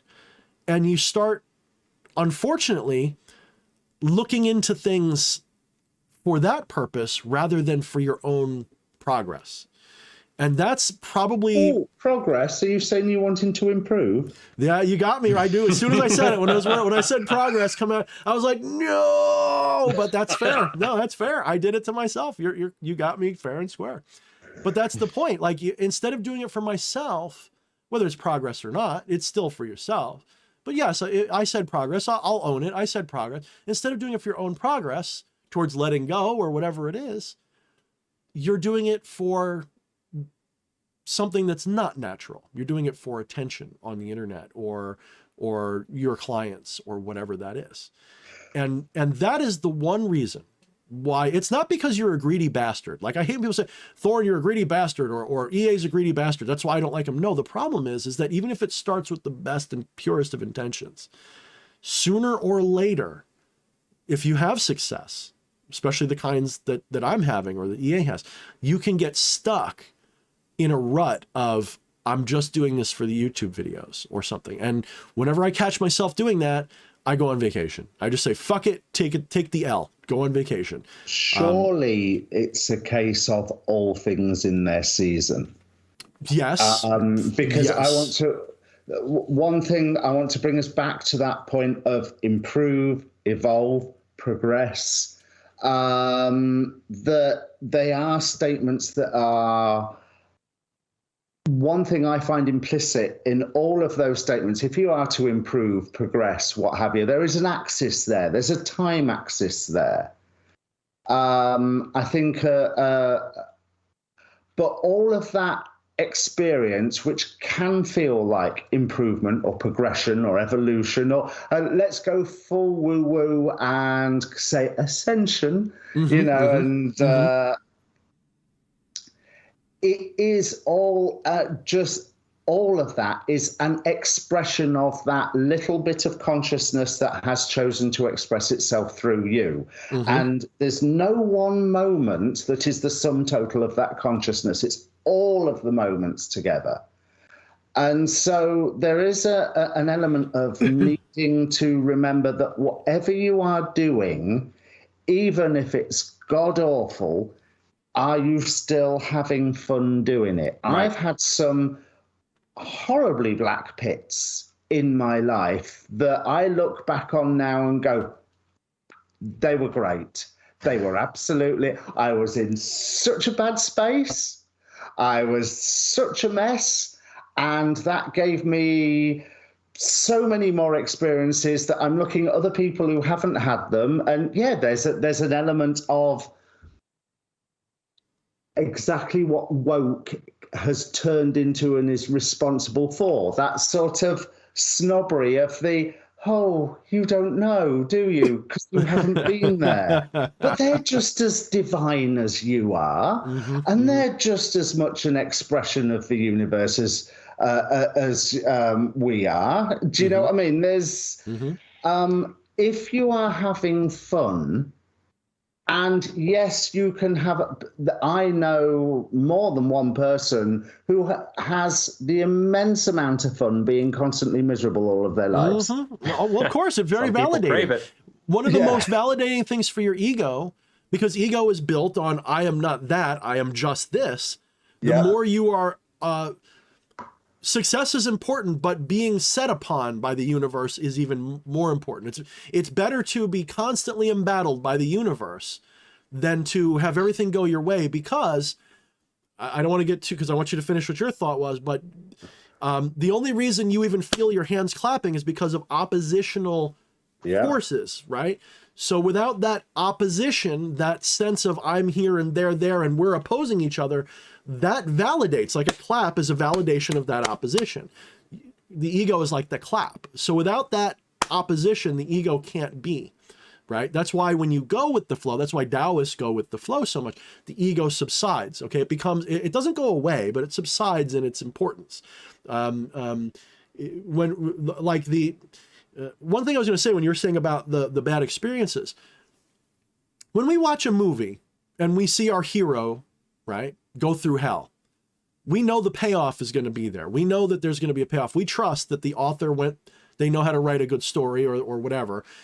We know that the payoff is going to be there. They're going to learn a lesson, or we're going to have like a cool ending, or something's going to happen. They'll either get the girl in the end, or if they don't, it's going to be a really cool death scene. Like it's going to be a payoff somewhere. In our moment-to-moment life, we don't see the payoff. We don't realize there's going to be, we're so attached to this character. So imagine you're watching a show and you're so attached to that character we'll say Superman 2, right? And Superman loses his powers, and you're so attached to Superman, and you're like, fuck, he gave up his powers, now he's going to get killed, and you don't know how it ends. You don't trust that there's a good author there. You don't trust that he's going to get his powers back and beat the bad guy at the end. You don't know how Superman usually goes. So you're like, fuck, he lost all his powers. So you're thinking, I lost all my powers, I'm going to lose. This sucks. You get so attached to those moments, you don't realize there's a payoff coming at the end, that there's a lesson or a climax or a happy ending somewhere. And this is why I think people, moment to moment, if they're attached to the character, if they're attached to who they think they are very deeply, then everything sucks. I mean, even stubbing your toe can suck. And it does, by the way. I hate stubbing my toe. It's one of my mortal weaknesses if you stub my toe. Like, you can punch me dead in the face. I'll be, let's go. Hit me in the toe. I'm like, no, please, Poppy, don't hit me. You know, I'm like a total pussy when it comes to my feet. But, you know, when you're going through life and you have that trip and fall, that stumble, that dark time, it's really hard in that moment, if you're attached, to see through it to the payday. Now, here's the thing. Non-attachment ontologies like Zen and all those other things, they help you, like we were talking about earlier with the divination, you stepping back. You're still there. You're still involved. That's still your character. That's still your guy. That's still your avatar. That's still your main character in the story, but you're okay if it doesn't work. Right? Yeah. That's like a holy grail. If we're going to call progress, that's a holy grail of progress. And at that point, it's not progress. It's actually it's actually, I shouldn't say detachment. It's non-attachment. It's a letting go. So it's actually progress spiritually isn't. So this is what people think progress spiritually means. Aha! No, progress in spirituality actually means, D, you look like you had a thought right there. I want to hear it. Yes, go ahead, D. I'll shut up. I agree with you absolutely about the non-attachment, but at the same time, going back to what you were saying, say, is the YouTube career and the woo-woo career on my side and what have you, the all things in their season, and then you reach the point, you've still got to be as non-attached as you are, looking for that point that makes your heart sing. Yes, because follow the bliss. When we go to the great beyond, eventually, you know, go through the bardo, go meet the Gnostic angels, or however we're going whatever to go. Whatever you think it's going to be, it probably will be. Yeah. Theoretically, our hearts will be singing by the time that we realize we haven't got them anymore. Mm-hmm. And when that whole one life is just one expression of the meanness, the I-ness that witnesses, as non-attached as you can be, you've also got to look for whatever makes your heart sing. And there is no progress, there is no evolution, there is no ascension, there is no point other than the fact that we are here at the minute. Let's enjoy it and make the best of it. Amen. Mm-hmm. That's a very Stoic philosophy, by the way. That's a very Stoic philosophy. And I know that, like, if you're under 20, you hear the word Stoic and you go, oh! But Stoicism in its true origin is actually a virtue. It's not a negative at all. People say, oh, it's toxic. You just described the basic fundamental of embracing the suck and finding joy even in the darkness. It's the old man in the sea Stoicism. Right. It's the real Stoicism. It's not the toxic kind of Stoicism, which does exist. That's false Stoicism, by the way. False Stoicism is, you can't hurt me. You know, that's not actually Stoicism. That's just being a fucking prick. It's bedfellows with the I'm an alpha. Yes, exactly. Yeah, exactly. I mean, if anything, be a fucking Sigma, you fucking pussy. But yes, exactly that. And so, but true Stoicism, okay, is like your dog when your dog has like a thorn in its foot. It limps, but it doesn't cry. It still, it tries to get it out. Okay. It might come to you for help, but it's able to act. You know, Stoicism, that's why I love Fear is the Mind Killer from Dune. That is why it's tattooed on my body, because that is the kind of Stoicism. It's not that you don't feel it. You still feel the fucking fear. You still feel the anger and the hate, and you don't bottle it and you don't deny it. Those are all unhealthy reactions to experiences. So like when you have women saying, don't be stoic, you need to be in touch with your feelings. No, a true stoic is in touch with their feelings, but they're able to let them pass through. Or I don't like to say compartmentalize, because that unfortunately tends to be toxic, but you can temporarily compartmentalize. So if you're in a crisis situation, I've learned to compartmentalize, unless my wife's around for some reason, then I become like a little child. Honey, what do we do? If I'm by myself, I'm usually good. Compartmentalizing in the moment, right? So you're in a car accident, okay? I'm panicking right now, but I got to get my car off the fucking road. So I'm hurting, nothing's right, but if I don't get my car off the road, it's going to be worse. So I compartmentalize my fear, my anger, my pain, push my car off the road. Then I process afterwards, right? And we're going on a big tangent, but it really has to do with what you're saying, because that's one of the ways that you become non-attached to the crisis, to the problem, to the pain, and you can find your bliss even in that moment. So before I did all this, and I still work at this nursery, just not as much. Because I succeeded at this enough, I was able to go part-time and do whatever job I want. And you know what's funny? I can do any job I want part-time. You know which one I'm doing? The hard-ass job I did before. Okay. And that job is really hard. I mean, we're talking knee-deep in mud, pulling trees with a cart, you know, all the worst, in the rain, the snow, the sleet, and the rain. And you know what? I look forward to this Christmas. I look forward to some of these hard days now. And I realized that it wasn't the work that bothered me. It's not even the pain that bothers me.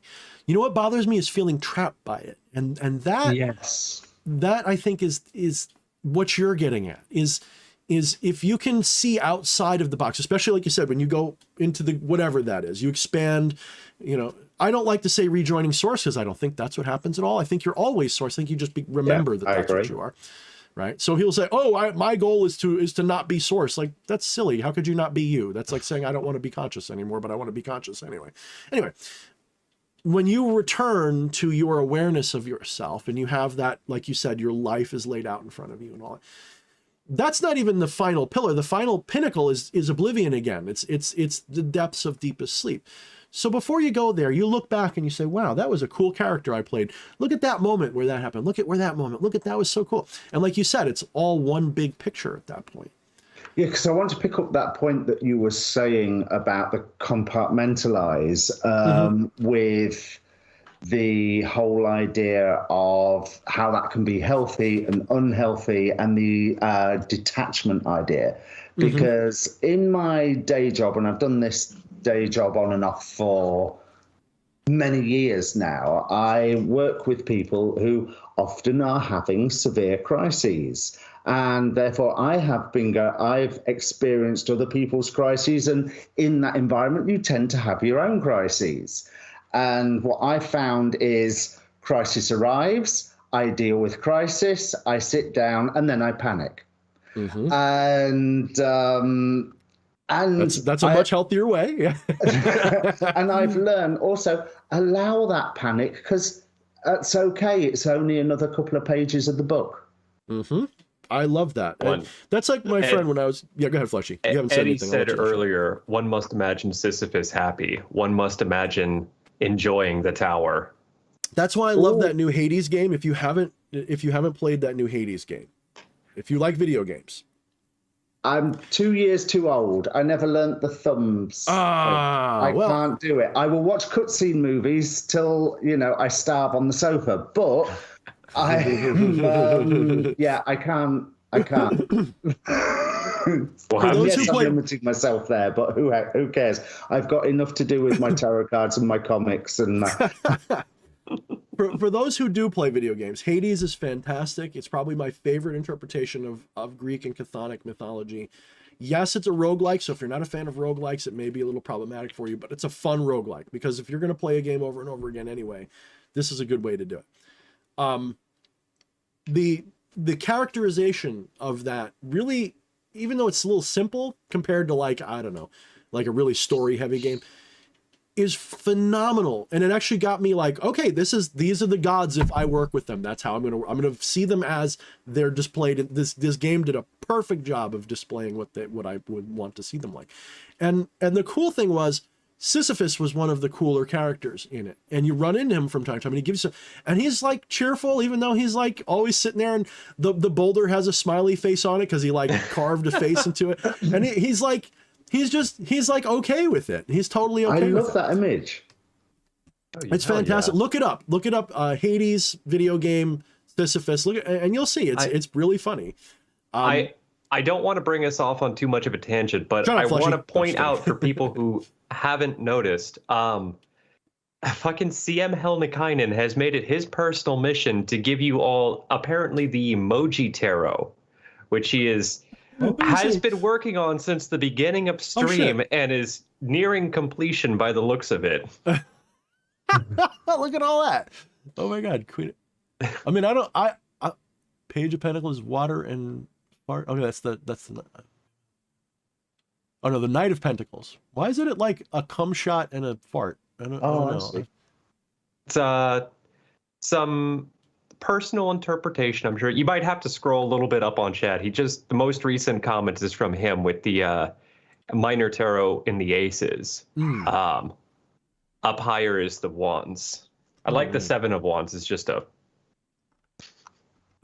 that's pretty I'd have to look at it I don't know 7 of wands just off the top of my head. I'd have to look at the card, but I want to think that's dude, that's, I mean, does CM have any kind of like, is he you know, normative?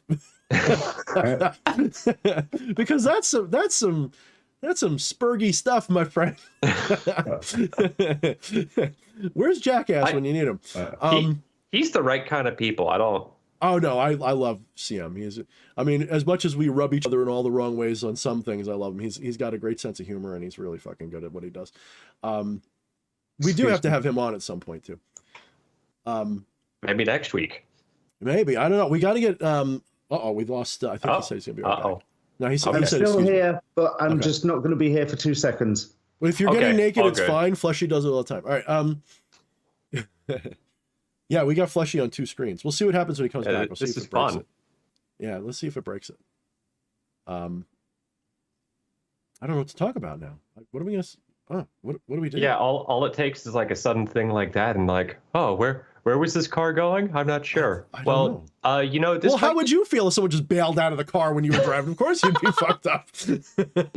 All right, guys, I'm out. We're on the freeway, dude. So Atropa says something pretty cool. I love it. Atropa we have to talk soon, Atropa. It's been a while. It's not that simple. If you are doing magic for material reasons only, you are not going to get anywhere. If you practice magic, seek knowledge. With knowledge, life will flow easy like water. And I think that here's the thing about the gimme stage of magic, because we all go through that. Like, as much as I say I don't like it, we all go through that. In fact, one of the worst things is when I'm doing magic to get something. I always fail. I don't always fail. I don't mean it like I don't get it. I mean, it's always like I feel like a fuck up. It's that on some level, getting stuff with magic is a stepping stone. It does seem to be not important, but it does happen. I like the way you're making sure that your nose is cut exactly in half, by the way. It is an important step, because if you don't get the material desires out of the way one way or the other, you can't do the rest of it. So there's two ways to do it. It's like spanking the monkey before a big date. Very well said. Exactly. Except I would argue that when it comes to magic, don't spank the monkey before the ritual. Save every little ounce of energy you got for the ritual. Yeah. Don't overthink the metaphor. Yeah. Don't do that. So I mean, you'll find that ironically, when people practice magic, sooner or later, there he goes, he's back. Sooner or later, the material takes care of itself, either because the person will stop caring because they will find God, essentially, and want to be that, or they will, through magic and work, acquire what they needed, and they'll just kind of get... I'm more in that later stage where I've never been a materialistic person in the first place. I like what I like, but I've always been like, I want to live out, I want to be like Mad Max. I want my all-terrain car that can go anywhere with my gun in the back, my dog, and a couple of cool fucking things to fuck with, and I want to go on adventures. That's I want to be, you know, like that. I don't need a lot of stuff. I don't need a mansion. I don't need anything really. So I never had a huge, like, I didn't have like a really far goal post, materialistically speaking. Just want to be mostly comfortable. I want to live day to day and be okay. That's not hard to accomplish with magic or without magic, by the way. So for me, it's easy. But let's say someone's really materialistic. They've got to get over that first. They've either got to become not attached to these materialistic things, or they've got to satisfy those cravings, because it's not superior, by the way, to be one way or the other. Although I do believe that just satisfying your attachments is a dead end, because I think you don't learn anything by doing that. You don't become non-attached to it. You're just satisfied. It's like you know, giving a man a fish versus teaching them to fish, right? I think that's sort of like a difference of perspective. I think that's pretty applicable. Yeah, I think that's a close analogy. So so when you use magic to satisfy your material needs, it's a stepping stone, but really the goal should be to not be so attached to those needs. And I will also say, the more advanced you get with magic in the Harry Potter sense, getting the things, getting stuff to happen, getting manifestations, eventually you reach a point where the rituals, the bibbidi-bobbidies, and the woo-woos stop being that interesting. It becomes more about, it's just a Tuesday. It's just a Tuesday. And you just sort of, this is why I call it, you lead a magical life, or a charmed life, or you're blessed if you're a right-hand pather, you feel blessed. I call it leading a charmed life, because at some point I don't need to do a ritual. I just go, this is going to happen a certain way. The most powerful things I've ever experienced were more like premonitions and less like I caused them. Although one could argue they're one and the same. If you're a non-dualist, all premonitions are actually commands, if you will. Well, don't steal the joy out of it. For those who are still going through that ritual phase, whether you are sitting with a candle or whether you're going out into the wilderness, sort of wearing the robes and with your staff and your wand and your crystals and your smudge sticks and what have you. Crack on. Yeah, no, I absolutely agree. Make it, whatever you do it well. Do it with all your heart. I fully agree with that, to the point where I would say that's when I do ritual now, it's not because I want stuff. I do ritual because I enjoy the ritual. Yeah. That's where I'm at. So you don't need to I love that you said that, because I feel like we don't make it clear enough all the time, is that, you know, you should be doing that. Enjoy and be good no matter what you're doing it for. But, you know, you don't always need to say you're great, Crom, just because you are great and powerful. Sometimes it's just good to say, Crom, you're going to help me with this battle, and if you don't, to hell with you. That's why I like Crom, because Crom to me is like Conan's Lucifer, because Lucifer to me isn't a doer for you. It is, you know, yeah, go do it your fucking self, but here's how you could. You know, you know, like Crom, he wants you to be a god. He doesn't want to be your god. But yeah, Crom's a cool archetype in all this stuff. But yeah, Jeffrey, we do have, it's still there. You might have got, for whatever reason, if you were there, you were either removed from inactivity every 30 days or so. I cut people out. There's like I can click a button, and anybody who hasn't been active in a certain amount of time gets booted. So that might be what happened to you. I don't know if you pissed somebody off that was an admin. I don't know about it. So it's still there. No. It should be, link is in the description. Yeah, it's in the link tree. You can go in there and find it. Oh shit, we got Ace the Goblin in here too. Ace the Goblin, what's up, brother? But one thing I definitely want to key in on, in a way, when you said it, you're a very wise person, D. You really are. You know, different set of things, but I think you and I would have a great time sitting around a bonfire. It is me, because I've been this whole stream, I've been trying to think, is D really well spoken, or is my American mind just blown away by the accent and just infatuated by it? It's probably mostly column A, but there is a touch of column B in there, if I'm being honest.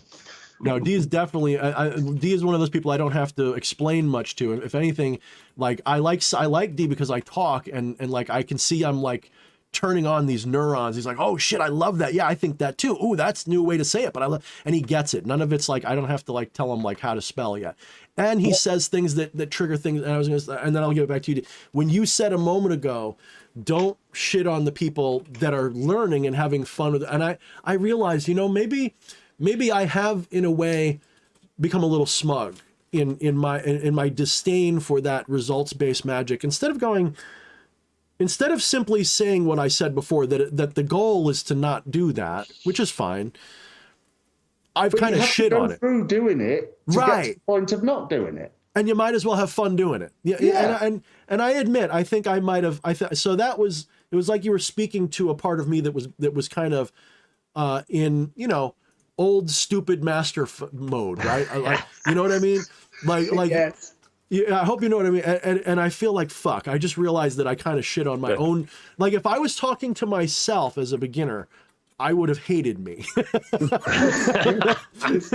I didn't mean to rain on your parade at all. No, you didn't. No, you opened the door. That's why I love it. One must imagine the rain being good. This, I just remember the fun that I've had. And I haven't done it for a while, but I'm sure there'll be a day where I go, oh, this is just a perfect day for a ritual. It's going to turn up because if you can have a perfect day for a party and you can have a perfect night for a meal out and what have you, you can have a perfect day for a ritual and I just fancy talking to this god or this spirit or what have you. It's worth it. All of it's worth it. That's thing that's the one thing that I like to try and get across. And I think that underlines, I mean, when you're reading the cards, obviously your own bias comes out. Your own philosophy will leak into, as much as you try not to let it, and you try to, I'm just saying what I see, but the act of seeing is still geared by your own biases. And the one bias that I would love to give to the entire world is that whatever it is, it's worth it. Even the worst thing, I think Alan Watts said it really well. He said, and along with what you're saying, is, you know, I forget his exact wording, but, you know, it doesn't matter. You might be undergoing this and that or the great Siberian itch, but the true you, the God you, the real you is an absolute. You might be in agony, the person you think you are, but the true you is an absolute bliss every moment, even if you're undergoing the worst trauma, even the worst of the worst, which I can't even say because it's YouTube types of things. Yeah. That are just graphically horrible. That's part of the show. Just like when you're watching a movie, you're watching a horror movie, you want to see Hellraiser rip somebody apart with hooks. You're like, yeah, fuck that guy. It's the character development moment. Yeah. So go on. I'll just sneak in real quick. I like what Eddie said in regards to this. If you aren't enjoying being a fucking wizard, what the fuck are you doing? Right. Holy shit, yes. Holy shit. That's why Eddie is a valued member of the inner circle, man. That's why Eddie's here. And Eddie has earned an inner circle position. There's only a handful that really, and it's not just because you're on a mod team. I mean, there's a way to get inside. He's definitely got inside. So yeah, let's change gears a little bit. How do you feel, D, about doing some kind of a tarot or something for one or both of us? How do you feel about doing that? Do you feel yay or nay? Let me find some cards then. I've actually got nothing but tiny ones on the desk. We might need some more light. Bear with me 1 second. No problem. Yeah, no problem. Absolutely. While you're getting set up, I actually, you know, on this topic of embracing the beginner stages and embracing that aspect of it, there was a question that I find relevant for this. So I want to ask it now. You're under no pressure. You're setting things up, D.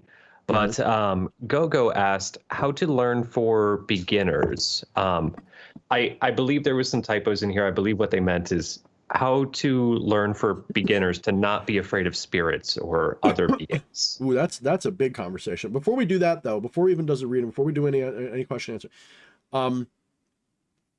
D, are you for hire or for sale? This is Thorne Hub, so the latter has to be asked. And if you guys are watching in the future, top pinned comment on this is going to be all of the links to find D, where he's at, his own YouTube channel and Facebook page. Whatever he wants to plug is going to be in there.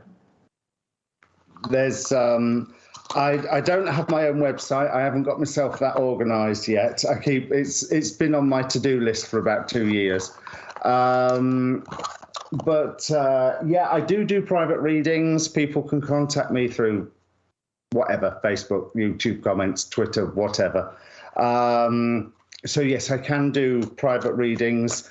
I like to do the whole round the world thing. As I've said, I like people to come to me with a question, but not tell me what the question is. That's the really important bit. If they want like a 3-deck or a 6-deck reading, there's examples get my teeth in, there's examples of those on my website, on my YouTube channel, so you can watch and know what you're going to get as well. And people will always get a recording of the reading, because even back before we had all this technology, I used to have one of those little, do you remember those little handheld tape recorders? Mm-hmm. You know, the handle would pull out. I love those things, yeah. Those were the best for getting spirit recordings, by the way. Yes. I don't know why. I love those. So I'd always give them a tape cassette at the end of the readings. Even when I was doing like psychic fairs, I would never, ever do a psychic fair again. I've been tempted to go to one just to like, you know, thump my penis on the table like, hi, I'm a big online occultist, motherfucker. But there's because the words will, it's an oracular art, and the words change their meaning over time. You listen to it on the first time, you're going to think it means something. 6 months down the line or a year down the line, those words are going to completely change what they mean to you. Mm-hmm. Mm-hmm. Just like with all my prophecy type stuff, it was angels and demons when I was younger, and now it's literally happening in the material world, just analogously. It's really wild. And in both times they had value for me. In both they taught me things, so it's really interesting. Yeah. So what was Gogo's question again? Well, I want to give, because I don't know what your process is, D. I haven't watched your readings. Guilty, I have to admit. I don't watch a lot of other people's stuff. I just know what I have seen I like. Do you need silence, or what do you need for this? You can be totally distracted, or does it matter? No, I just need to know which of you I'm actually reading for, and that you have a question in your mind. Okay, so what was Gogo's question first, and then because I think we can answer that pretty quick. So yeah, I think we can give a brief synopsis for it. Gogo was asking basically. Well, hang on a minute. Are you going to ask a question for me to read for? Not for Gogo. I'm sorry. This was for us to discuss. Right. Okay. Gogo was asking, what would we recommend for somebody starting out to not be afraid of spirits and working with spirits? I think that's what they were asking. Yeah, I think that's I mean, everybody's different, so I can't give you a blanket answer, but I would say start small, start easy, start with something that you think is friendly, and go from there. Don't go straight to, like, if you're coming off of a Christian background and you're still scared of the dark side a little bit, don't go running right to Satan, Lucifer, etc. Go to like King Paimon or something, or go to a friendly god, go to an angel, go to something that you think that you can relate to, that's not going to scare you. If you're open to pop culture, do like D might do, maybe even work with like Superman, or work with whatever archetype that you want. Work with something that is, start small, start with a friendly thing. You know, I'm treat it like an imaginary friend. Start small. Quite honestly. I'll also say too, very much treat them, treat it like an equal. You know, like recognize this egregore has the power of fucking you up in all the same ways that you could fuck them up. Treat them with respect. Approach them like you would a friend, inviting them into your house. Yeah, and also like in Star Wars, in Empire Strikes Back, when he goes to the tree and you know the big scary cave tree, And Luke is like, what's in there? And Yoda's like, only what you bring with you. That's literally what all spirit work is like. If you think a spirit is scary and bad, it's going to be more likely to be scary and bad, although you may get a happy surprise. What you find is determined by what you are looking for. Quite almost literally. And if you're looking for the dark side of Lucifer, that's what you're going to see. If you're looking for Lucifer as an enlightening being, you're going to see the enlightening being. You will see what you project. That doesn't mean that the other side isn't there. It just means that you're going to see what you expect to see. It says more about you, what you see when you see a spirit, than what it says about the spirit, in my opinion. Whatever you see in a spirit says more, because ultimately your first contact is probably with your own egregore version of it. You haven't probably connected with the collective conscious version of it quite yet. Your first attempt is probably going to be a projection that is filled with the consciousness of the collective. It's connecting to that collective version is a much different experience than when you first, because I can tell you how I know it's different, because someone will experience a spirit that I've talked about. Now I can tell they're talking to the right one, but it'll be like, oh, it was so sweet and loving and it loved me and I was so special to it. Sounds like the you version of it, because the real version of it might not be like that. So anyway, I'm gonna cut it there. Unless Dee's got something to add, I think we should go to the reading stage of this. Well, I mean, I would say the same. One thing that my background is, as I say, I have a number of mediums as friends. Part of my background was with Spiritualist Church, and so I got very bored with it quickly, because it's a wonderful place. If you are freaked out by spirit, a Spiritualist Church is a good place to go to, because they will bring you proof of life eternal. And the next week that you go, they will bring you proof of life eternal. And then 3 years later, if you're still going, they'll still be bringing you proof of life eternal. And but you also learn that the way I say it to people who are like, oh my God, it's a ghost, it's scary, because things move around my house. Anyone who's been a friend of mine, people around me see a damn sight more than what I do. I get that. Yeah. And it comes and goes too, like everything in its season. Like you said, there'll be times where I'm like, man, there hasn't been any ghosty stuff around my weird stuff in a while. And I go, I feel bored. But then all of a sudden it's just like, boo, like all this stuff starts happening. Not to backtrack too, but I also feel like that's what we were touching on earlier with, it just becomes Tuesday. Those weird bumps and everything. It's not that you have blinders on, it's that it becomes so normal to you that you don't register it as like, oh yeah, that's a little bit weird, huh? Like most people don't see it through that lens. Like, oh yeah, think of the Addams family. Like you just described the Addams family, because like they're sitting there and like to them it's just Tuesday, and everyone else is like, what the fuck? They're like, oh no, that's just thing. Go away, thing. Yeah, there's the other argument that I use is that we're taught nowadays, and rightly so, I believe, not to discriminate. Whether someone's male, female, black, white, gay, straight, whatever. Why discriminate against the most physically challenged beings that we know, those people that don't have bodies? I don't see them as physically challenged. I see them as non-local. Trying to reprogram our speech. But I meant that both as a joke, but that's also literal. I don't think of them as non-physical. I think of them as non-local. They're everywhere now. They're not in a, but so are you. That's the fucky thing. Literally, all of us are non-local. None of us share a time zone right now. Well, that, and none of you. Where are you in your body? Any of you? Where are you? You're spread out. You're spread out over time and space. You just don't realize it because your consciousness says you're here and now. But even in your little limited state, even in the most limited way that you think you are as a mortal being, even that little slice is actually more like a wedge. It's not a razor thin line. It's a tiny little snapshot. You do have a sense of more than now, because that's how your consciousness. It's more like a circle that encapsulates an experience, and it can be bigger or smaller, but never zero and never 100%. And if it's 100%, it's darkness, it's oblivion. If it's 0, it's darkness and oblivion. So either way, you have the same. You are in one of those other states where you, so what I'm saying is you're non-local even now. Which cell is you? Which part of your brain is you? All of it and none of it. So you're non-local already. When you lose the body, all you're doing is you're not losing a body, you're not looking at it anymore. You're no longer aware, you're no longer focused on it. It's like moving your consciousness out of your hand into the rest of you and just ignoring what your hands do. The save game file didn't go away. You just built a new character in Skyrim. Yeah, basically, that's a good way to put it, right? You can, yeah, it's a good way to put it. All right. So are you helping someone not to be scared of things that go bump in the night by letting them know that they've blown up like a supernova, and all you are is your little gravitational center, but you have an infinite particle radius?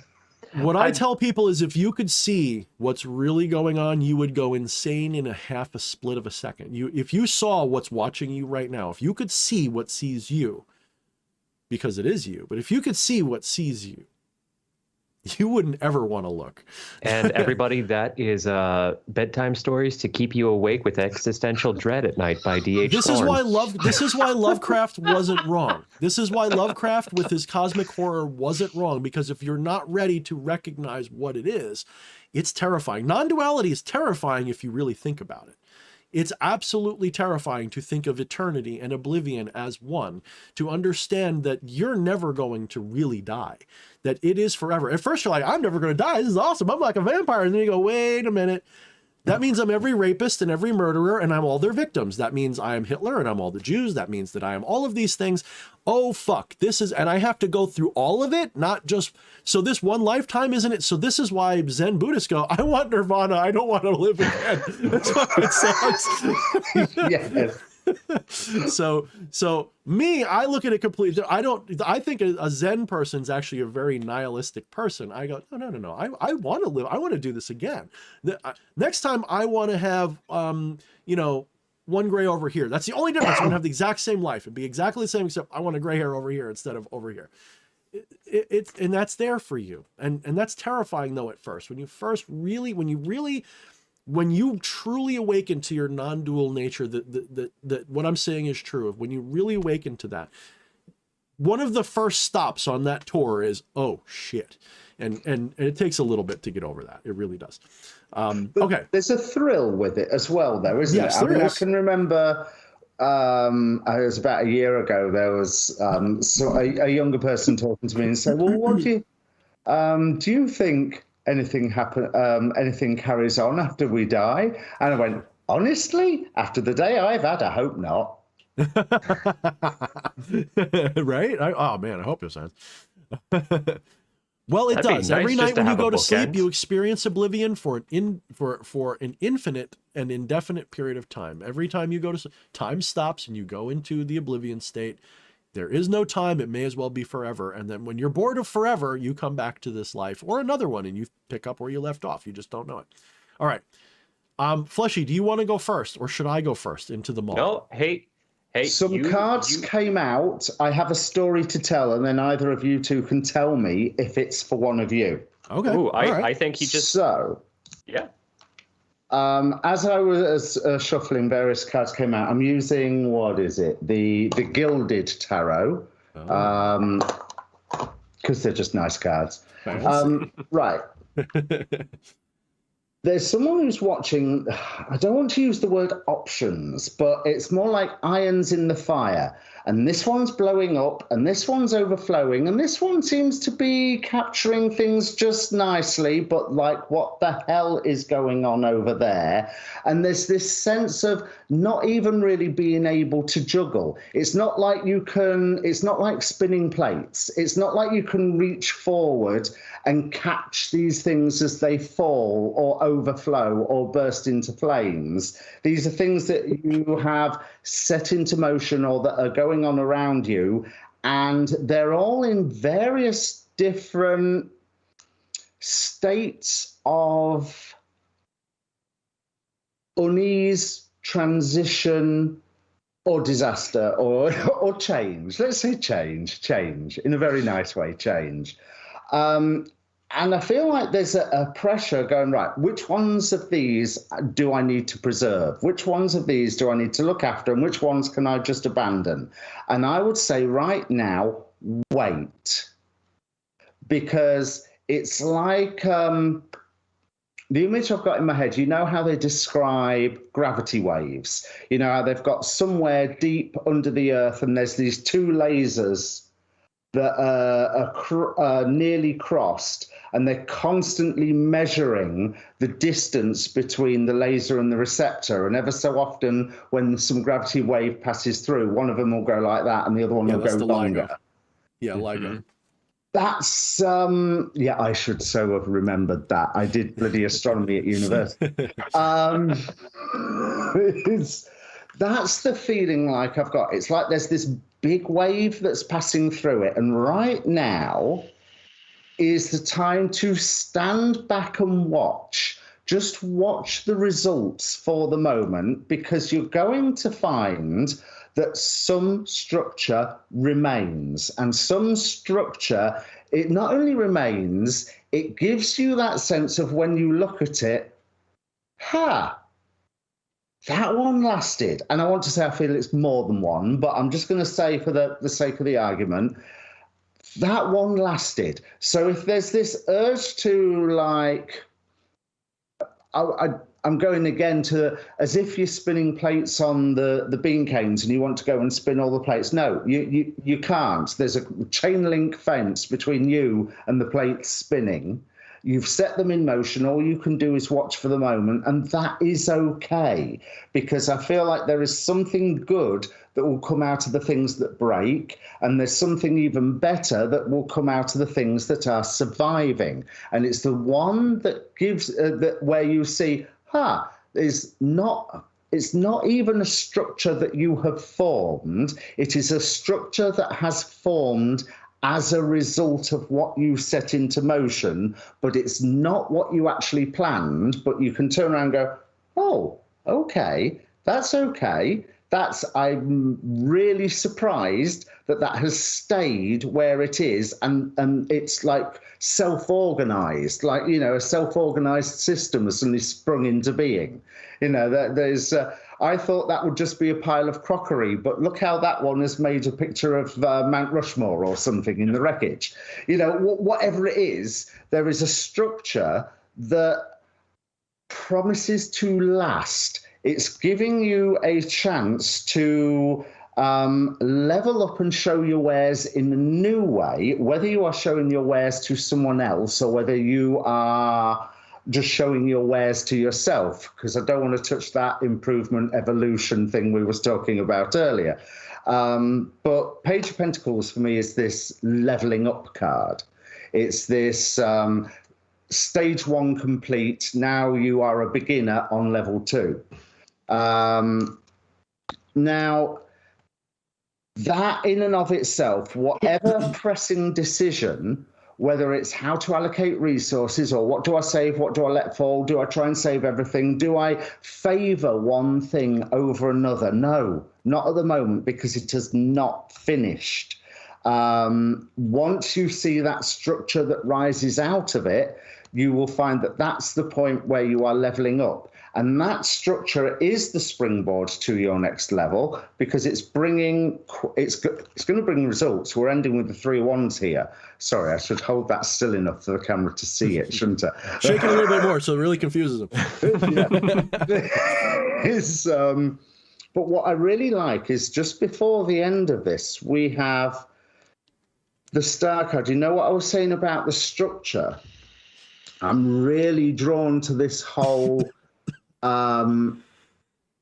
it's like the star is contained here. It's almost like it's being viewed by something, so that's some form of portal or some form of mirror or some form of Dyson sphere that you're looking into from the midst of the swamp that this woman is in.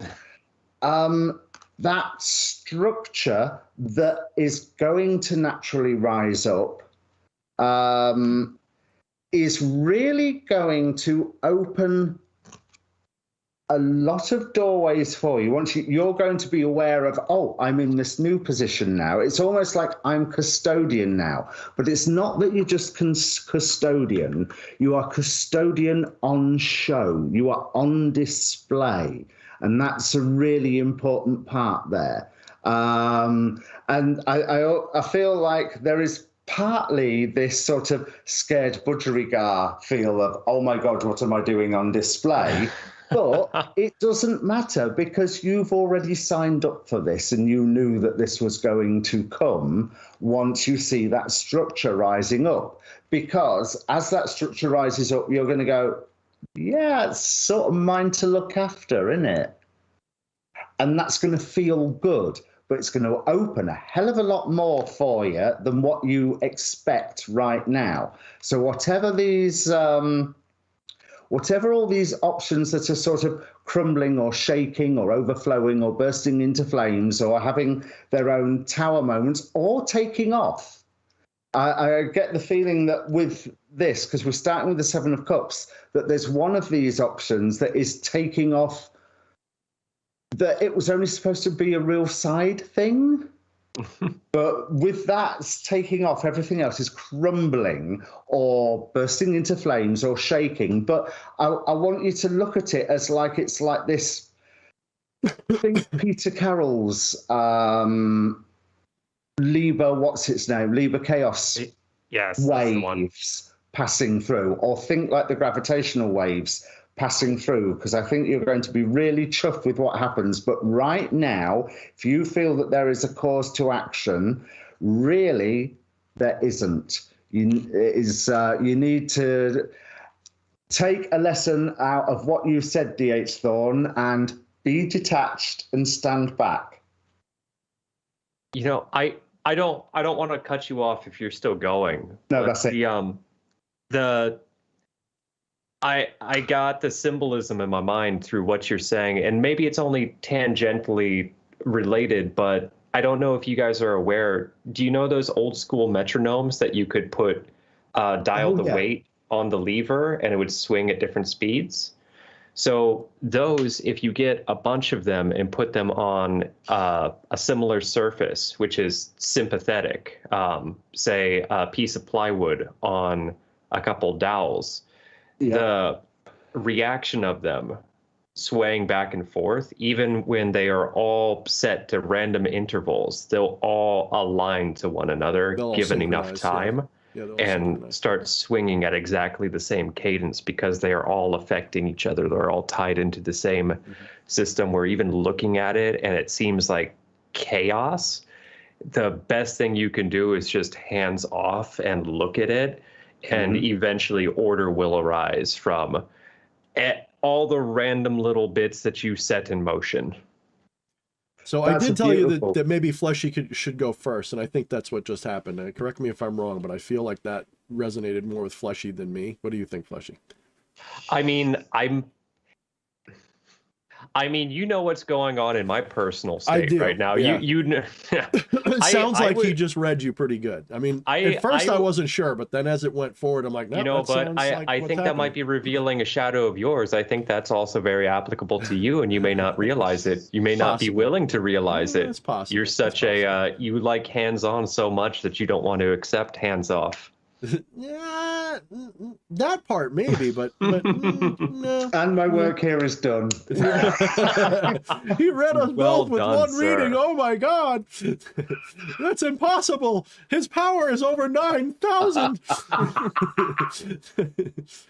72 times 72. What number is that?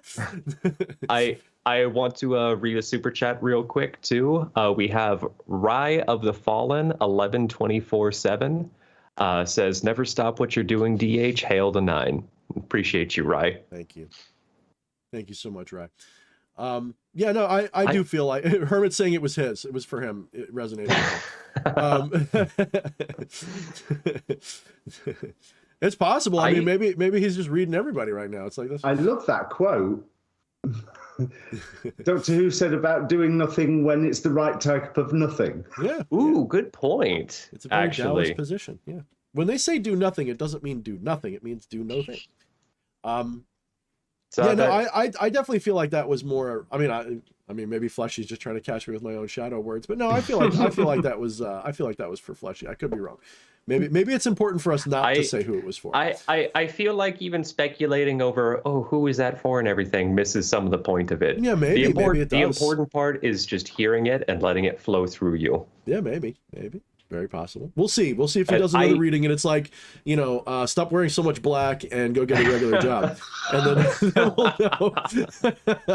I have to compliment you too, because I also wasn't aware that those were the conventions that you used with doing tarot readings for people, and I thought that's very not obtuse. What is the word I'm looking for? That's very unconventional. I think actually that's pretty common. Actually, I think the way I do it's more unconventional, because I actually don't mind getting questions asked first and being very targeted. So admittedly, I haven't indulged myself highly in the tarot. I used to do readings and I fell into that trap of doing a lot of readings for myself, and I tried doing readings for other people. It was always, who am I going to fall in love with? What's my love life going to be? I fucking hate those. And so I don't really touch it much, and I don't indulge myself in that. But so if that is a convention of I don't want to hear the question, I don't want to know anything about that, I'm unfamiliar with it. But especially now, seeing you give a demonstration, that one of the reasons you do that excellent is so I have a different method. I'll use an anchor card. Okay, it's very so what I'm talking about is one of the reasons you don't necessarily want to know the question is because it's harder for you to fake the reading if you don't know what the question is. That's number one. Number two, the person can say, wow, that really resonates with my situation. Thank you. Because they can tell. Yes. I'll use an anchor card instead. So my readings are far simpler, okay, in most cases. So I'll start with, in my spreads, I usually have what I call an anchor card or a querent card. That card, when I choose it by random. I don't select it out of the deck. I choose it by random. If it resonates with them, their situation or question, I know the reading is accurate. So it's a very similar way. It's just I do it more front-ended, whereas he's doing it more, makes sense, actually. more back-ended. So I like both. I might try it more the way you're doing it, D. You got way more tarot experience than me, clearly. Well, so I'm learning from you as much as anything here. So like I don't claim any mastery of the tarot. I have never used a significator, even though my first book told me to. I was like, well, that doesn't make no sense to me, and I just abandoned that idea immediately. And that was actually a question somebody had for you too. Is if you use a signifier or not, and like what the importance of choosing to or not is. I like to have it come out. I don't like to select it and then go with a few minor exceptions. There are some readings where you really should, but generally speaking, not now, you person. I like that. Whatever you want to call that card, the querent card, the signet, whatever. I like that to come out organically. If it does, then I feel like then I trust the reading more than if it's any other way. So it's basically the same idea as what D just did. It's just, like I said, I'm front loading it and he's like sneaking it in the back door by comparison. So well, like I said, what I like to do is go through everything that I can see and say everything that I can see and literally drain the card. I mean, I have if I just tip that down, you'll see there's like no desk space. That's computer. There's the desk space. Mm-hmm. So I can't do. Yeah, you're not going to be doing it. You're not going to be doing a cross, right? You're not going to be doing no Celtic cross. So it was just a row of cards. That's how I like to do them too, man. I like 3 and 4 card draws, and I will do a branching one. I'll do a good night, sweetie. I'll do a my querent card, and then if this and if that, like that's but usually the biggest spread I have is my 9 Kings spread, which is basically Lucifer and the 9 Kings. There's a Lucifer card in the middle and then 3 trinary cards. So I have each one of them represents a different aspect of your life. One's social, one's financial, one is power and authority. So I have these 3 different ones and then a Lucifer card in the middle. And the Lucifer card is like your special message. and then each one of those three, the way they relate to each other. So it's in Become the Maelstrom. I like the spread, but I don't do it much because I don't have a very big space to do it in. I need a big table to do it. You know, I'm sorry to fixate on something that you said without realizing you said it, of in tarot, if this, then that. I'm just imagining a programming language now of if-then statements made with tarot cards. You can actually do spellcasting with tarot in a very similar way. I mean, that's why I like tarot is very powerful for spellcasting because of its connection to the collective conscious. It's to me, like, for simple low magic, okay, because high magic to me is different. When you do low magic, it's just the little quick rituals and stuff, candle spells, jar spells, all that stuff, the witchery stuff. Tarot is, to me, one of, like, you know, in some ways candles are too easy. Tarot's just right because you got to select a card that means what you're trying to have happen. You've got to have a signifier card or something, or a target, or so. There's different ways to do it, and most of it can be very interpretive, intuitive at the same time. You don't need to do it a specific way, but you can have a beginning state, how you want it to happen, who you want it to happen to. You know, you can, or a whole spread. Just make the outcome, make the spread, using whatever tarot spread you want, okay? Make the spread the outcome that you want to see, and then charge the shit out of that and release it. Hell, you could even buy a cheap deck of tarot, set it up for that, and then burn them as an offering. I mean, there's alternate ways to play with it. I have a picture as you walk into my house. When we moved into this house, and all of my, as I think I mentioned on the last show we did together, all my hocus pocus side turned back on when I moved back into this house. And so I got a cheap Rider-Waite, like Chinese reprint job. And I just made a picture of various cards I was putting in with meaning to the positions where I was putting them as a blessing to this house.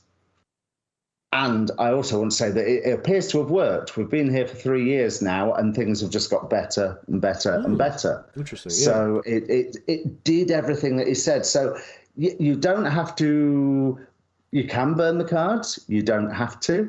You can put them into a nice little frame and make it something visually attractive, so that you see it every day, and it's implanted in your subconscious, unconscious, conscious mind, whatever. And it's there constantly radiating. Yeah, like a daily affirmation plus cards, right? Yeah, and there's also they don't all have to be from the same decks. I would say this, but you know, there's you would with 72 decks you got there, buddy. That's why I choose my decks at random, because what the Queen of Swords means in one deck for me is not the same as what it means in the next deck. Interesting point.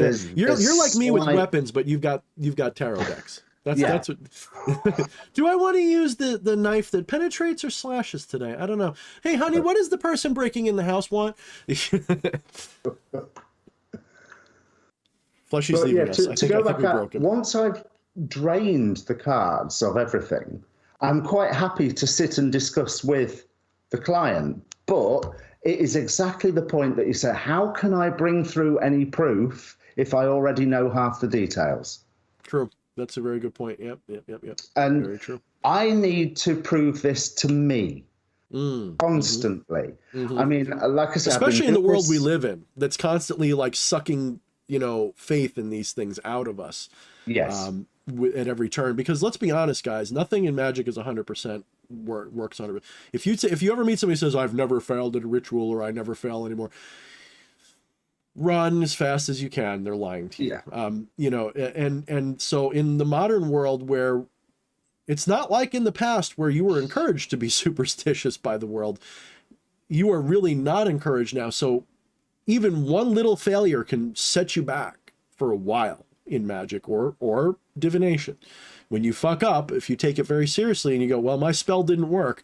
Yes, I know a lot of people are just, they're not attached. They take the failure in stride and they keep going. But other people, when they fail, it makes them question. And it's totally okay when that happens. It makes them question, is this even real, or did I just yell at some candles in the middle of the night? Like, what the fuck did I just do?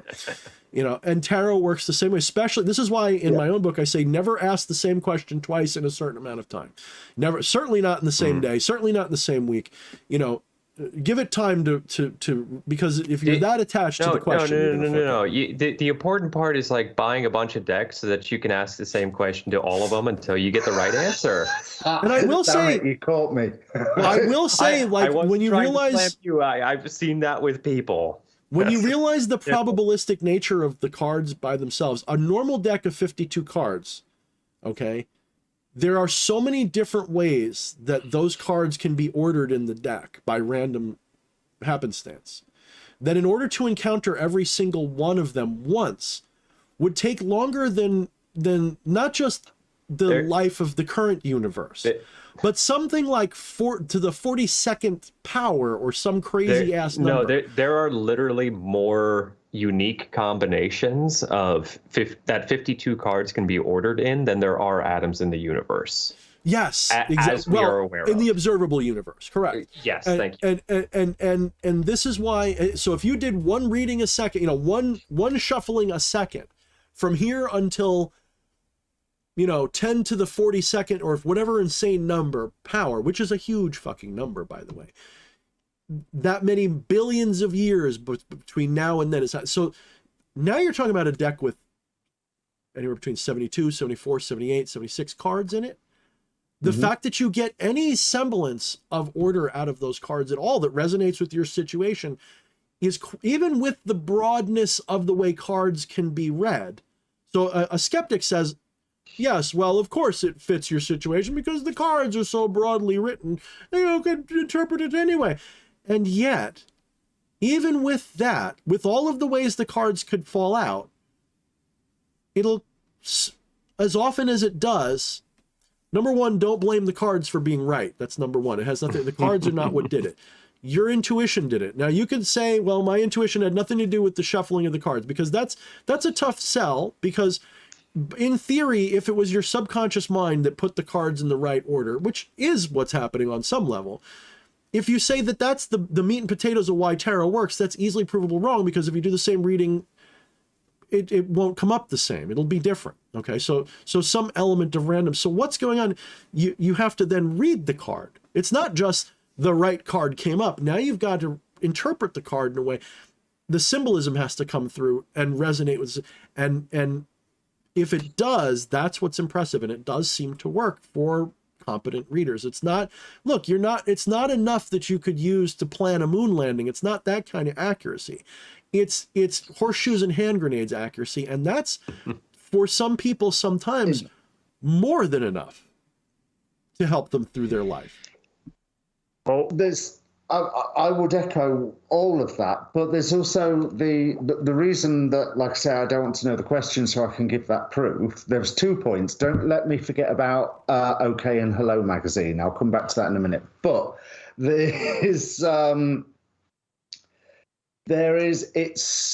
I've seen many people be able to disappear up their own backside.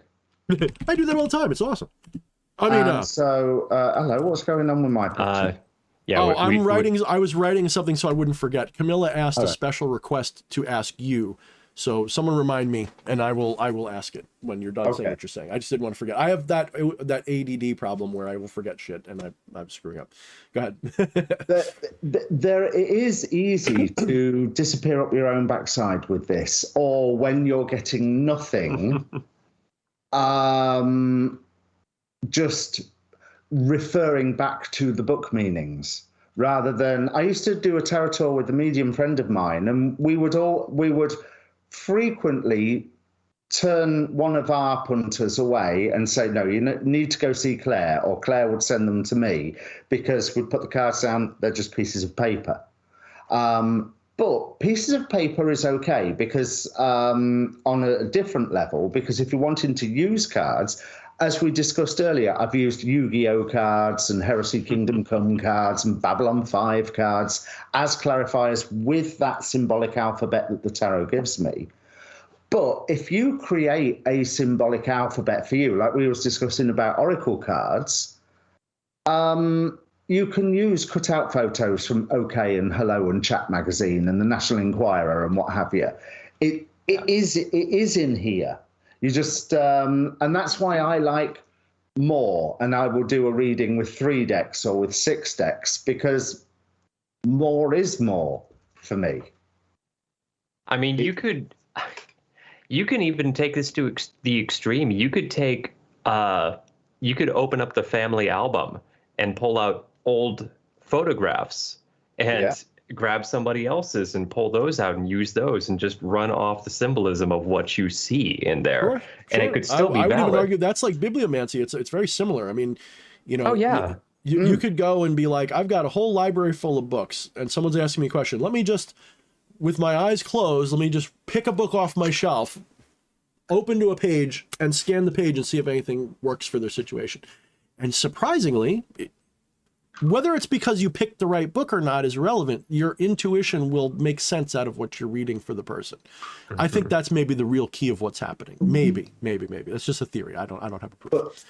But it will make sense in a way where you are getting, hopefully, the proof for yourself as well that what you have come out with is a thing. You know, and all questions aside of what a thing may actually be, it is actually a thing. It is something that is valid, because there's, tell me, what do you think about the concept of the resistive force? You know, that it was discussed a lot in the 70s and 80s books that I've read, where there's an inertia within the material world to try and prevent magic from working and to prevent you from having the space my to interpretation do the of that is to concentrate on it and what have you. My interpretation of that is exactly the same thing as happens in the dream world. You don't really want to wake up when you're sleeping. You want to stay asleep. So you don't want to wake up from your dream. When you ever have a lucid dream, you're right about to wake up. That's pretty much universal for, like, most people. When they have, you don't have a lucid dream and then stop having a lucid dream. When you have a lucid dream, you wake up pretty soon afterwards and go, wow, that was fucking weird. So magic is lucid dreaming in a spiritual sense. Okay, it's analogous to a lucid dream. I can suddenly fly now. Okay, that's kind of what magic is. So once you're waking up and going, holy shit, I'm God, I can do whatever the fuck I want, it stops being relevant. And so your consciousness is built. The way it's set up, your ego stops it, is what does it. It's not that magic doesn't want to. They're externalizing the process too much. They're mythologizing it. They're personifying it too much. They have to recognize it's their own egoistic tendency that is that resistant force. Because if your ego realizes that it's just an ego and not an actual person, that's an existential crisis that breaks people in a lot of cases. So they don't want to have that. Okay. So this is why, you know, I find it interesting. I would actually like to conduct a test with a bunch of really enlightened masters in various, you know, spiritual traditions, and make them practice magic and see what happens. Do they have better results for themselves? I bet you they will. Now, what I think is happening is when you achieve your magical manifestations, that is a challenge to your preconceived notion of your limited nature as a little ego in a box. So what is usually the first response that people have when magic is proven to work for them? The first response is, wow, that's fucked up. They have a little bit of a surreal like moment, but then they begin to try to rationalize it. You always try, well, magic must be like a science then, and then they'll have a failure. And so then they'll be confronted with, well, magic doesn't work now this way. And it will always seem to, and what you'll end up with, and it's going to be a little different for everybody, but you'll always end up with magic seems to work always via a path of least irrational resistance, meaning it'll always seem to happen in a way that is rational to what you believe is possible. If you're a pygmy living in the middle of a jungle somewhere, that could be a giant came along and scooped up the problem and fixed it for you. And that's what you see and what you believe. And that is what happened for you. It probably even is what happened. We don't see it because we don't believe it's possible. For someone living in the West and is a very, rational person with science, we can't make that giant manifest. We'll never see the giant. And in truth, if we stood next to the pygmy, we wouldn't see what they see. Okay, it wouldn't happen the same way for us. It wouldn't be anything, and it would be no, you fool, that wasn't a giant. It was a tornado. The giants don't exist.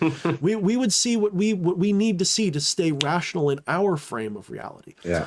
So we limit ourselves because we're not ready to wake up. Even someone like me or someone who's really getting there into that awakening process, or think we're getting there, even that person still has rational roadblocks that makes it so that we still fail and fuck up. Because, and when I say that, I mean that, you know, speaking in a base way, I don't really mean you're failing, or you're failing upwards, really. You're having these failures because you're not ready to be God, because you think that being God means being able to change everything. Here's the deal. If you're really God, everything is already the way God wants it to be. Okay? So this is why I say doing magic is less about changing the world and going to where the reality is you need to see next. It's more predictive than it is causative. Okay? You're not really causing a future. The reason you wanted to do the ritual is because you're meant to go there. It's like fate. It's a form of fate. It's just not fate that an external being has imposed upon you.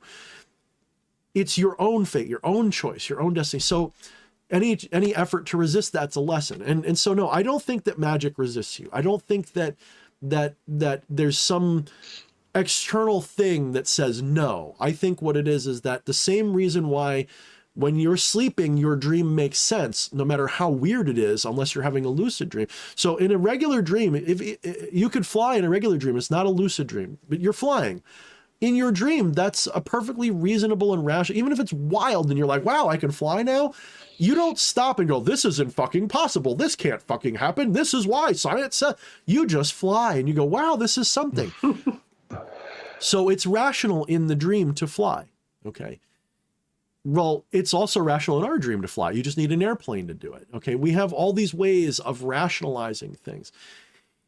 And I know this because when I have disconnected from this everyday mundane sense, when I had my awakening moments, I sort of saw through some of that a little bit. I saw through it just a little bit and said, the only reason why this looks that way is because this is the only way I'll accept it. I'm literally, it's like when they talk about resonance, right? You see the world you resonate with. You see the world that you're tuned to see. And if you change how you're tuned, you'll see a different world. And I do believe that to some degree. So I don't want to go too far on this. I also want to ask my wife's question of it. But well, I don't know if that's any different from how you would approach it, D, or Fleshy. But it's perfect because it completely displays the case that I was trying to make. I read in a fashion that will allow myself to constantly prove to myself that my reading is working. Mm-hmm. And that's what I would urge anyone doing divination or magic to do. You know, when you're in a period of starting off, or even if you've been doing it for years and years, you know where your limits are, you know where your credulity ends. Always do it in a way where you have the opportunity to prove to yourself that it's working, or prove to yourself that you're disappearing up your own backside, because that is always a danger. This is why I like treating it, and I know some people get triggered when I say this, and I don't know why. They maybe their head's up their ass. I treat magic like performance art because this way I can be non-attached to the outcomes and just not care if they work. So I'm just having fun doing the ritual, and I put a purpose into it, of course, but I'm just having fun. And this way, if it doesn't work, my ego doesn't take a hit. And if it does work, my ego doesn't go, see, you can make the mountains fly. You know, I don't want to get to that. Either one of those extremes. And if it does work, that's all part of the performance. Correct. That's exactly. The curtain call at the end. Right, exactly. That's exactly it. So thank you, man. Like, so that's why you're wise. That's why you're here, man. I respect that. And you know what? I'm sorry, Camilla. I'm gonna interject first. Damn it, Flesh. No, I'm just kidding. I'm gonna get to it. I promise. I feel like we've been having a really serious discussion, and you're gonna have to indulge me. I'm gonna hit the valve a little bit and take this into a more, idiot level where I can comprehend. I couldn't help but realize that while I was walking to the bathroom when I, put on the flesh will be right back thing, that I moved, I don't know how clear it is, I moved my Rider-Waite Fool tarot poster visible on camera just last week. And I was reflecting on that while I was doing my bodily functions, like, oh, how fitting is that last week I brought out the Fool as I underwent the fool's journey of Wow. Of eating the hot Carolina Reaper on camera. And now, this next week, I get to take the next step of the fool's journey, and I get to meet the magician, the great and powerful D, with the infinite amount of wisdom to expand my consciousness further. The initiator, the inspirer. I mean, you have to see the first 20 cards. I mean, you have to see those cards as the initiation process of all from start to finish. That's why they're so powerful. Those major arcana they're all. So the minors are your daily life experiences, and the majors are the phases of any initiation process. You may not encounter them in order, but they all happen before you finish, right? So. And if you want to dive into the bookwork with the tarot, I mean, I knew about the astrological associations of the tarot years ago, and they never made any sense to me. And then I watched an astrologer called Spencer Michaud, who his talks on YouTube, where he goes through the zodiac as according to the decans, the minor arcana, and each set of 3 minor arcana cards tells the story of each sign, and everything just clicked. Now, you noticed I used that Yod-Hey, Vav-Hey progression, what is not, the relationship between the two, creating a new what is. I mentioned that earlier. For me, that wasn't really all that Kabbalistic. It was the Tarot of the Bohemians, written by Papus. PDF you can find online.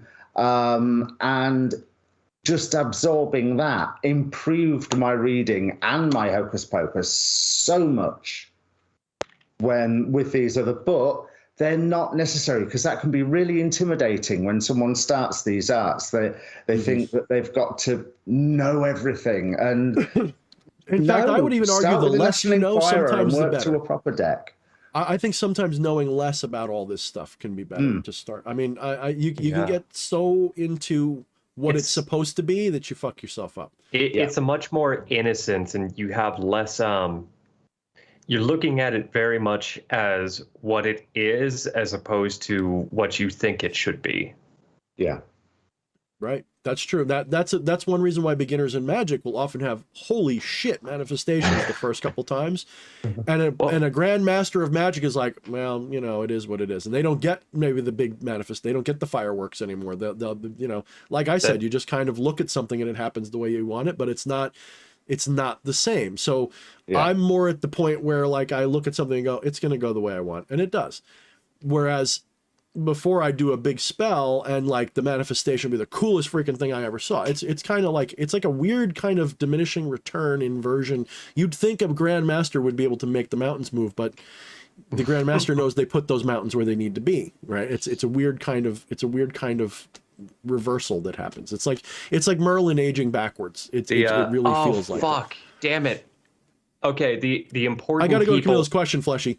No, indulge me a moment longer. The important people in chat will get this. If you've read Brandon Sanderson's Mistborn trilogy of, you know, the Grand Master is Says, you know, combining harmony with discord and knowing I could move that, but that would throw the entire universe into chaos if I did. So rather than making grand movements, it's a lot of little itty bitty tiny motions that are less gratuitous, less fun, but ultimately more harmonious. It's like in that movie Ink. That's why I wanted you to see Ink so bad, because it's like that one scene where the guy's just going 1, 2, 3, 4, 1, 2, and then like the littlest thing, he just moves one little thing in the situation, and it plays out. Just like, call that character who he was, El the Alchemist. That you can't convince me that was anybody other than El. I mean, you know, I feel like it's you when you're 50, but anyway.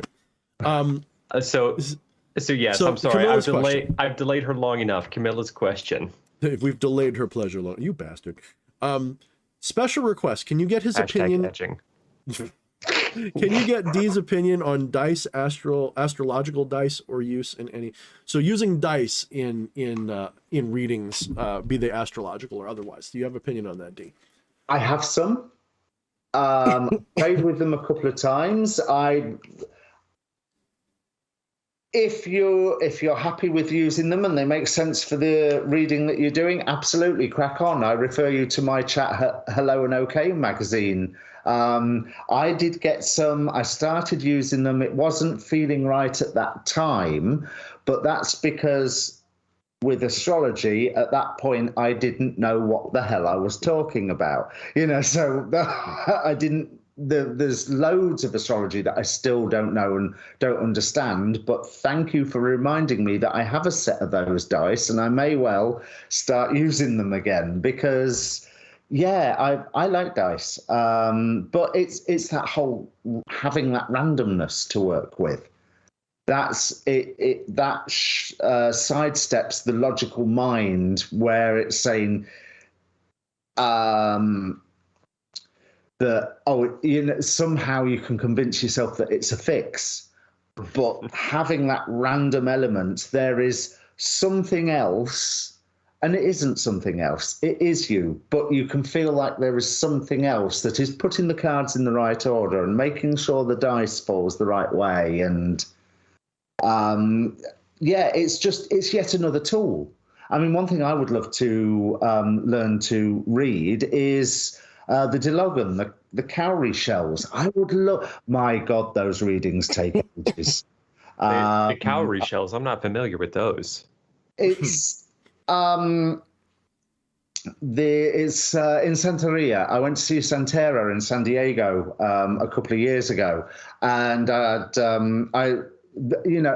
I'm white boy from the middle of Lincolnshire in the UK here. We don't get a huge amount of ether-based religion practitioners in the area. So I actually discovered this shows my ignorance. I discovered the Orishas in a Firestorm comic written by John Ostrander, the guy who created Suicide Squad and appeared in the last movie briefly. So that led me on quite a trail because I was like, who are these characters? For some reason, they set a fire in me. And it was pre-Google, it was pre-internet, really, but over the years, I got to know the Orishas, and I would love to learn to use the cowrie shells, but they've got like this massive book. There's a refer to book ones. Is they'll throw the shells, and they'll give the client 2 stones. And so I've got to, let's say, I just happen to have a desk covered with crystals because, of course, I do. I wouldn't know what you're talking about. Yeah, I have no idea what you're talking about. There's so I was Camilla given says these thank you, 2 by the way. stones, and then got told to put 1 in each, and the Santera would count the amount of cowrie shells that were lips up and the ones that fell down. And from the lips up ones, she would tell me whether to choose my left or my right hand. And so, okay, my right hand here is the darker stone, so that would be a no, and she would ignore that answer. And this went on, I think I must have been there for 3 hours. But it looks like a fascinating load of associations within that use, and loads of book. I love that book learning stuff. That's why I'm attracted to astrology, all the numbers. But the Dilogan just looks really, really interesting, and something that you could really spend a good afternoon doing a reading for somebody. It'd just be really chilled and really enjoyable. I don't like spending an afternoon with myself, let alone other people. I'm just kidding. And that's all for the astrological dice. That was it. That's what it, wasn't it? Yeah, my wife said thank you for that, by the way. She was very... I think she asked it before, maybe under an alternate character, because I thought somebody asked a question about that earlier. Maybe she just got that question in her... No, she did ask that early on in the stream. Oh, okay. Yeah, I thought I saw something about that. I didn't know who said it. All right, so we got time for the final reading. We got about 20 minutes left, and I'm surprised I made it this long. Thank you, Eddie. I just saw that one comment. Which one? Firestorm Ostrandanosis. I am here for this. Absolutely. I plead ignorance with that, but all I know is that you're talking nerdy to me, and I love it. Like, I'm in. What were you saying, DH? All I was gonna say is I think we got like time for 20 more minutes. So if you want to do your next reading, I don't know who it's going to be for. I don't know if it's me or Fleshy, because at this point, Fleshy won't admit that was about him, and neither will me. So I'm kidding. I you know what? I'm just going to. I interpreted that as that could go for either of us, whoever is most applicable for. We could just say this is for whoever is watching at the moment, even if it's in the future. If this resonates with you, then it was meant to find you. Is that fair to say? I mean, that's definitely a new agey way to say it, so we'll accept it. You know. I mean, yeah, I became cognizant of that as I was saying it, and I hoped you wouldn't point it out, but here we are. Thank you for that. Oh, Sarte is saying me. Well, oh no, I'm beaming questions out now, so it'll probably. God, I'm just thinking now, like, could you roll a D12 with astrological symbols, and I don't know, maybe a D10 for planetary symbols plus the sun, and use that? I think they're D8s. Let me have a look. Because man, you screwed up his shuffling. Now he's not gonna be able to get my question. I'm just kidding. Yeah, hey, this is just the chaos of my brain just bouncing things around, and maybe I have a little bit of you can get dice and use them to give answers to things. I mean, like with tarot, if I have a yes or a no question, I'll do like high card wins type of stuff. So there's ways you can use dice for divination. In fact, I think, it's like I Ching. Think of like I Ching. I Ching is basically, binary dice, right? And you can use dice for I Ching. So I'm sure, but I'm also asking this because I have a little bit of bias. My boyfriend does custom dice commissions, so maybe that's something I'll throw by him and plug in the future.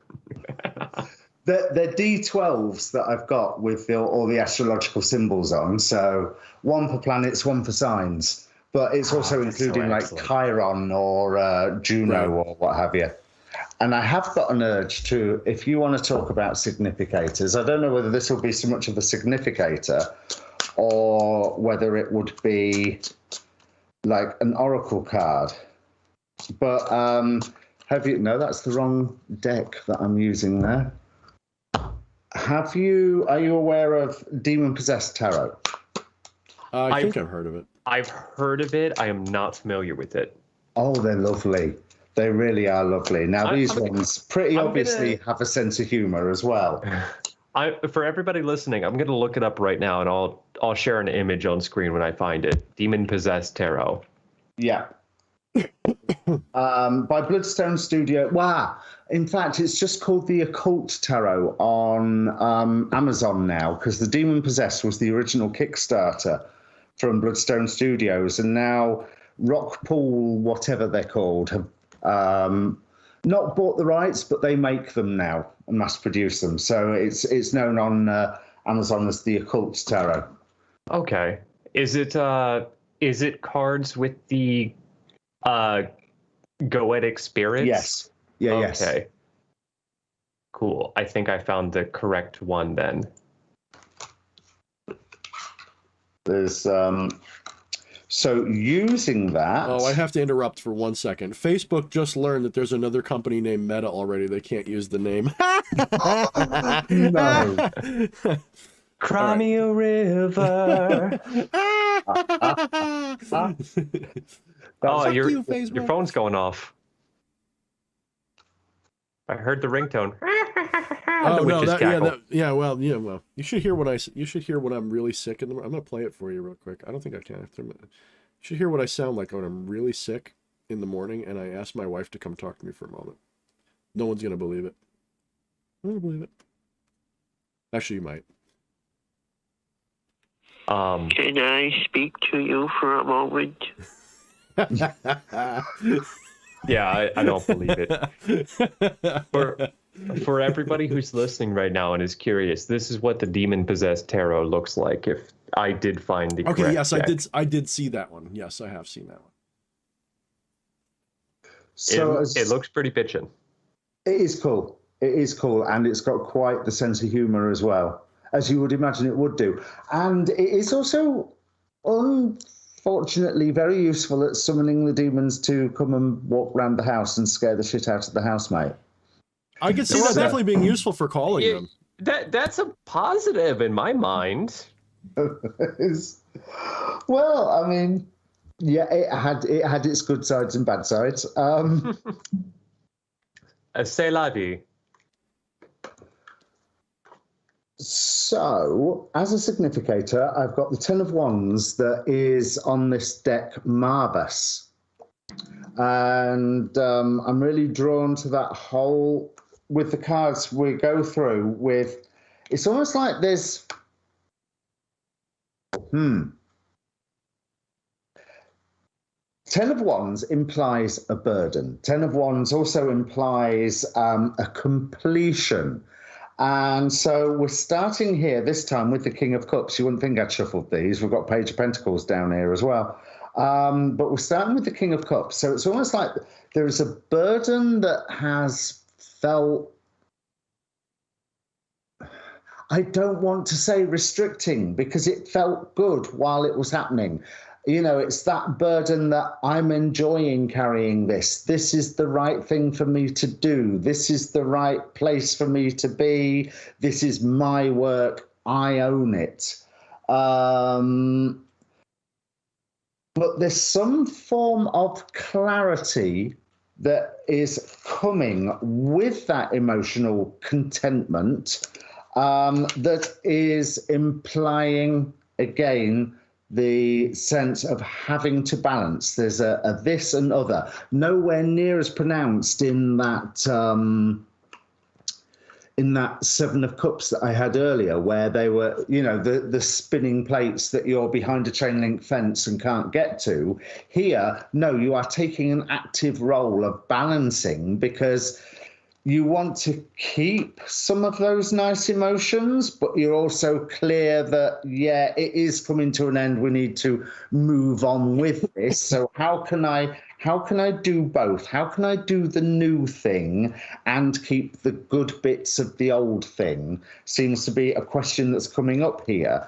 Now, Page of Pentacles again, and yes, that means you're going to get stretched. But this time I'm feeling that there is some form of outside advice coming into you. This time I'm really drawn to the peacock that's right next to the page here. It's almost as if that page is not aware of the value of the treasure that he is holding. And it's like some form of news coming in, because pages can often represent news and messages, and younger people. So there's some form of news or idea or advice coming in, and if it's an idea, it's probably from a younger person that is making you go, that they're going to you, do you realize the value of what it is that you are holding right there? Now, you will love this, because straight after, let's put them in the right order, we go from the realizing the value of what you're holding. It's almost like you have synthesized, because you can look at this Two of let me do it so the light doesn't reflect. You can look at this Two of Pentacles and say, he's doing a Doctor Strange thing. Those are two halves of the same coin, and he's merging those two coins together. But now he's merged the two coins together, there's an element of, the hell is this? What am I going to do with this? But that's where the outside influence comes in and says, you can do with this, here's where the value is, or look there, that's where you will find the value. And so we go straight from there to a really nice progression. The Magician, King of Swords, and the Nine of Pentacles. So with this emotional thing that's going on at the minute, where I feel okay about this, but there's this thing, it's not that that clarity is upsetting that emotion, it's just adding an extra ingredient that makes you look at this emotional okayness and go, nah, that's great as it was, but I'm really glad I know this thing, but ignorance was bliss. If that makes sense. There's but go with it. You are going to be balancing these two things, but it's not even so much balancing, it's that you are forging these two things together, and you're not going to know what the result is, not when you're doing it, and not after you've done it for a short little while until somebody else says, look there, there's the value, there's what you're after, there's why everything is useful. And then things really take off. Magician, King of Swords. So the reason I was saying that about that clarity that comes in, that King of Swords, just because you have a clear picture and you gain this information clarity, or doesn't mean that you have I want to say not information, data clarity. With this King of Swords, you get the whole idea of understanding what that clarity is. This is just the details. This is just the fact that there's this extra thing come in. This is the fact that there is, your world had been this big, but now it needs to be that big. And there's all that bit there that wasn't there before. And whereas this King of Swords is saying, okay, right, I understand this bit here. I already knew that bit, that was fine, but now I'm getting the hang of this bit, now that I know the value of the efforts of what I've been trying to synthesize. Because whatever it is that you are synthesizing together does not make sense for a long, long time. Not that sounds too fatalistic, doesn't it? It doesn't make sense during the process of trying to synthesize the thing. And once you have put these two things together, there is still a small period of time where it's like, well, what the hell have I done that for? I've done what I think I was aiming for, but what's it actually accomplished? And then one message, one idea given you, whoosh, you're off to a whole new material. Nine of Pentacles is a card very much about somebody being happy, alone, and secure in their garden. I always look at the number 9 as being a 9 about rebirth, a sort of inverse meaning of how it always disappears in numerology, but it's present. I read this great book one time all about the magic of the number 9 in maths and in numerology and all sorts, and to me, it really represents rebirth. So with it being Pentacles, that's a physical rebirth.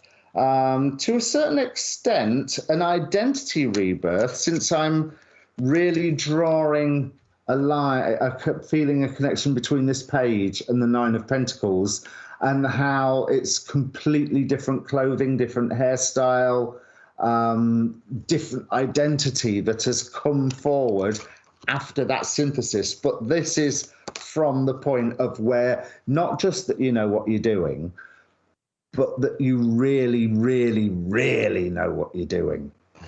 So if there is a burden that's, so I don't want to call it a burden that's heavy, it's just a burden that's very present. Like say if you held office, you have the burden of that office the entire time while you hold that office, and you're okay. So whether you're a judge or a solicitor, no, not a solicitor, a judge or a, sheriff, that was the word I was looking for, or a Congress person, a council person, what have you. That burden was hard work and you were okay there, but then this new area of world opens up for you. You've got to merge the two, and then you still don't know whether you've done it right, but then this news will come in that makes you go, ha, that's not only what I've done, it's why I've been doing it. The delayed gratification. Yes. Now, I will say, I feel like it was for me. I mean, it sounds when I was thinking it. Well, okay, Fleshy, shut up. No, what do you got, Fleshy? No, I saw the hand come up. I saw the hand. I was like, motherfucker! I thought he was gonna slap me for a second. I was scared. I'm sorry. I'm trying to keep my pimp hand strong. I'm doing those saw it. I really saw it. Like I really thought the pimp hand was coming out. No, I'm sorry. You go ahead. I almost leaned back. I was like, oh shit. No, because my question was about the book I'm writing. So a lot of that was accurate for where I'm at, especially, like 10 of Wands, this whole, achieve, it's all achieved, but it's also like full, and it's like, fuck, what do I, and taking the advice of younger, there's people have been telling me not to, shall we say, dumb down the book, for wider audience stuff, and that's part of it. Maybe Thorne should listen to his younger compatriots on. Yeah, maybe. I don't know where that would be coming from. Yeah, I don't know. Maybe that's what it was. And you definitely fit the peacock shape a little bit. So, is that a fucking gay joke? Aren't you? You know what? I thought you were the gay joke. What the fuck? Fly.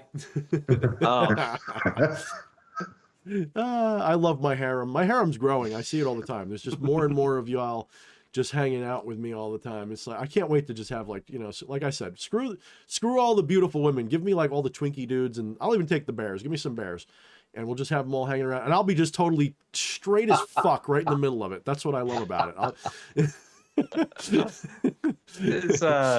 Well, somebody can't listen sincerely anymore because somebody just popped a boner. Somebody in the audience. Okay. Well, I felt the need to clarify. Because the camera can only see from like here up on me. Right. Oh, that's fine. I mean, well, if you're big enough, it could see what you need. I mean, you hear the thump on the. You do have the standing table. So maybe it's not actually lifting up. Maybe you're lifting it up with your. Anyway. Yep. Up and it's going down. Okay. And it's over. So as I said earlier, I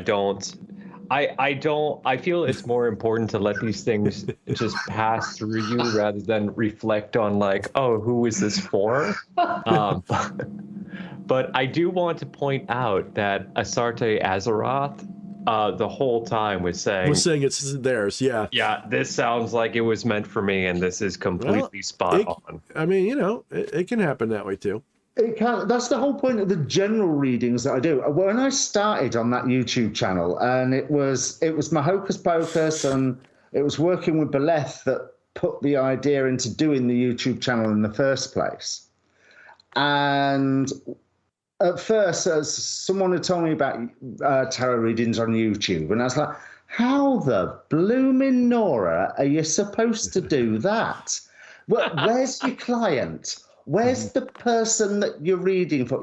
I read for people. That's my thing. Me, client, or querent, as you would say.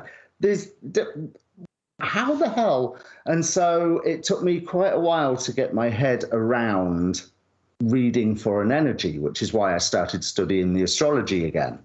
And now I've learned over time. I must admit, there was a point where I also learned I was just worrying about it way too much, and I should just put the cards down and read them and see what happens.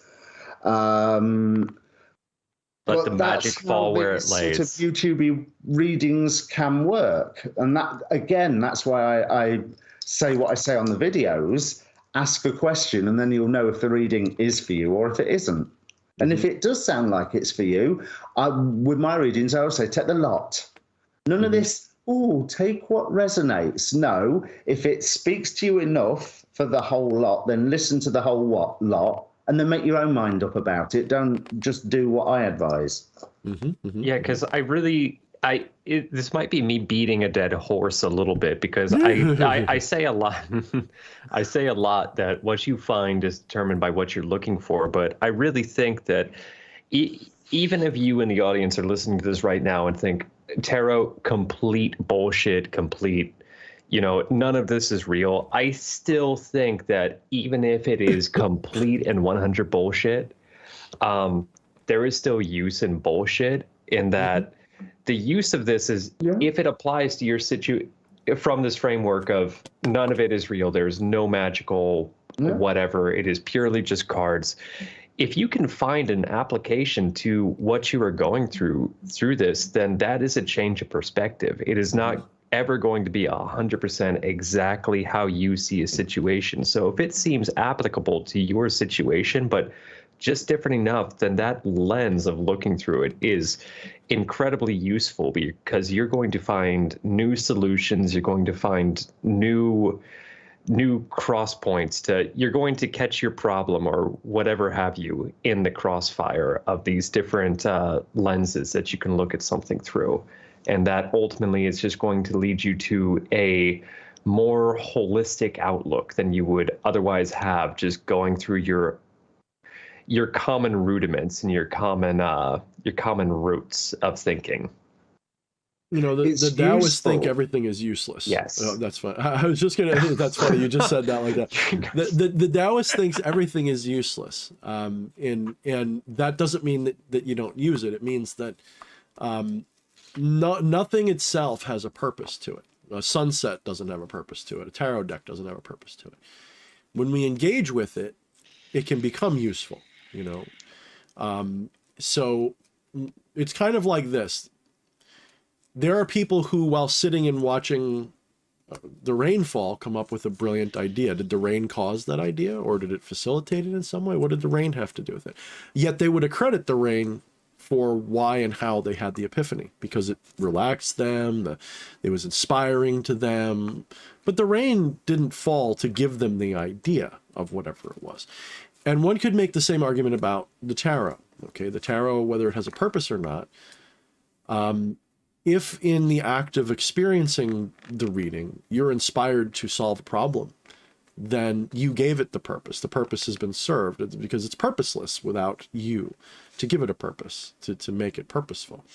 So it almost doesn't matter what the reading is. It really almost doesn't. If you're able to, the reading, there's two layers of the two people are doing the reading, not one. You have the person running the cards and they're doing their version of the reading, and then the person listening to it also has to be, their intuition has to click. If their intuition doesn't click, it does no good either. So there's really two people involved. One ginormous entity, but two people. So, you know, maybe that's why you have people going, ooh, that's me, and they're all right. Maybe the reading is never for anybody. Maybe it's never for anyone except for the person who takes it and makes it theirs.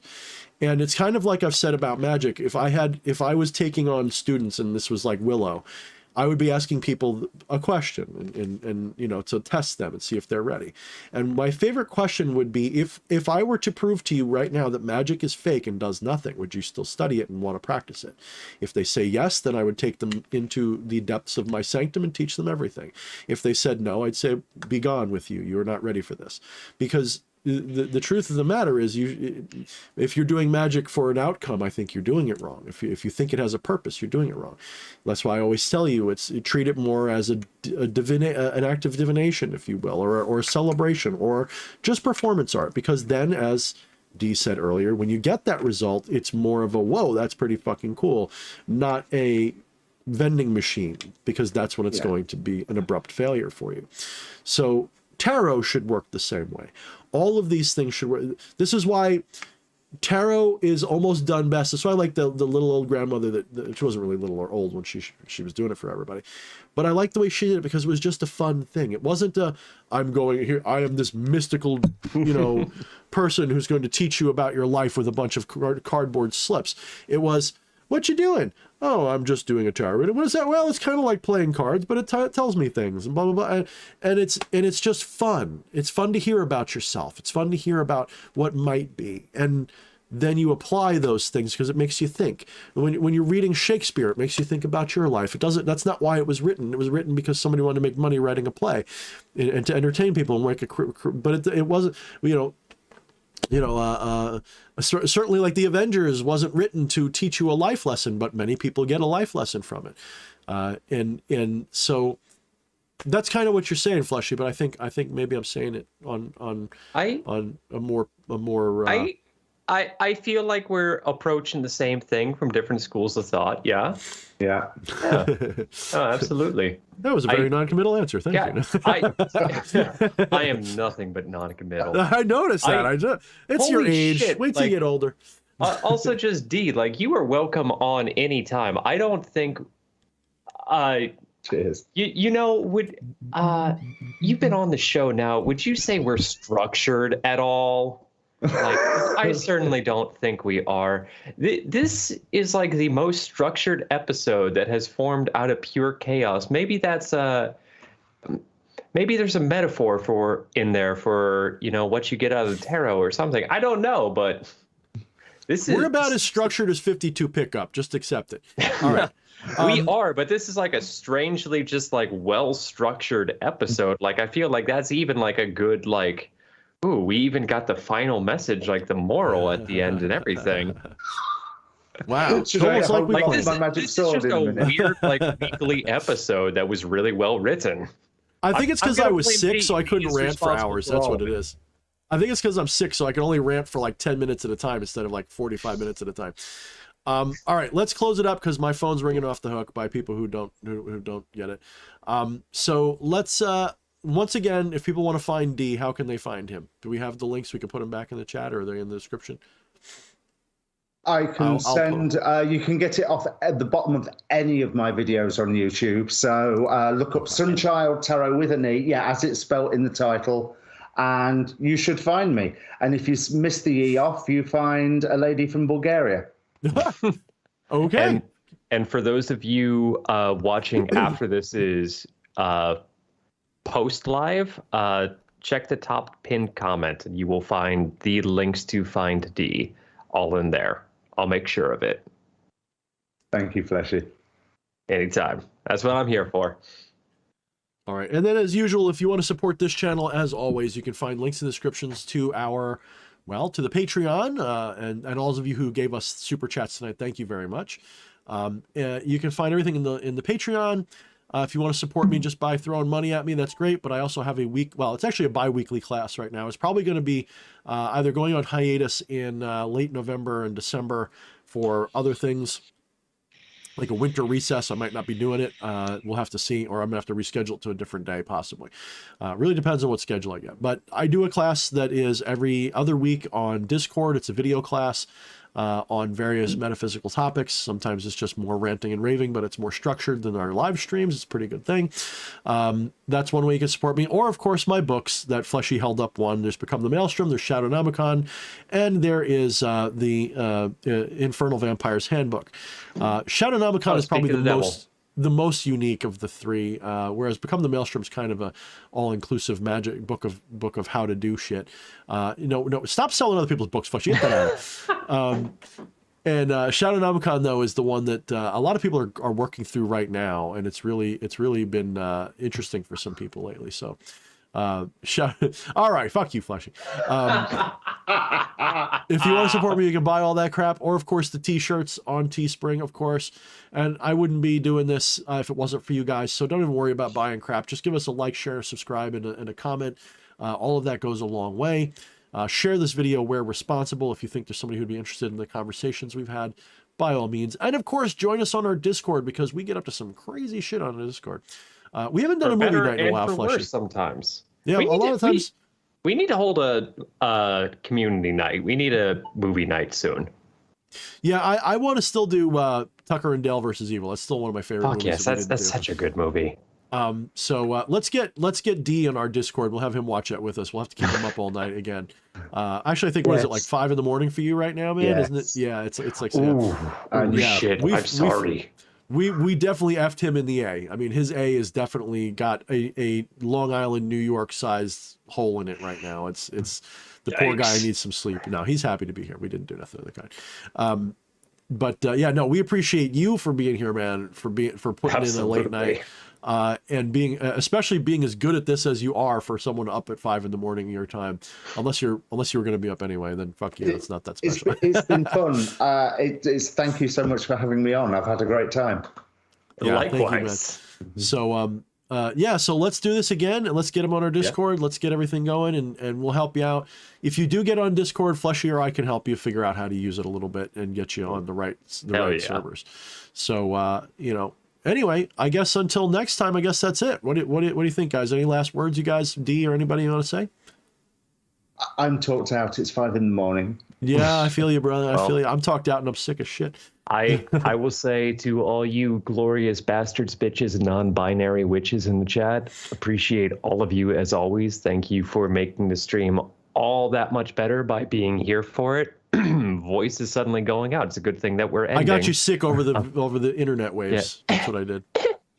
You saw me sniffling so much. Yeah, that's pretty bad. Asarte, you can find the link for the Discord in the link tree in the description. For everybody else, mind the shadows, tell your friends, and warn your enemies. Thank you, you bastards. What do you mean, CM? CM says, I love how DH has to justify his statement. What the hell does that mean? That feels like a... Good night, everybody! Oh, I detect a shadow.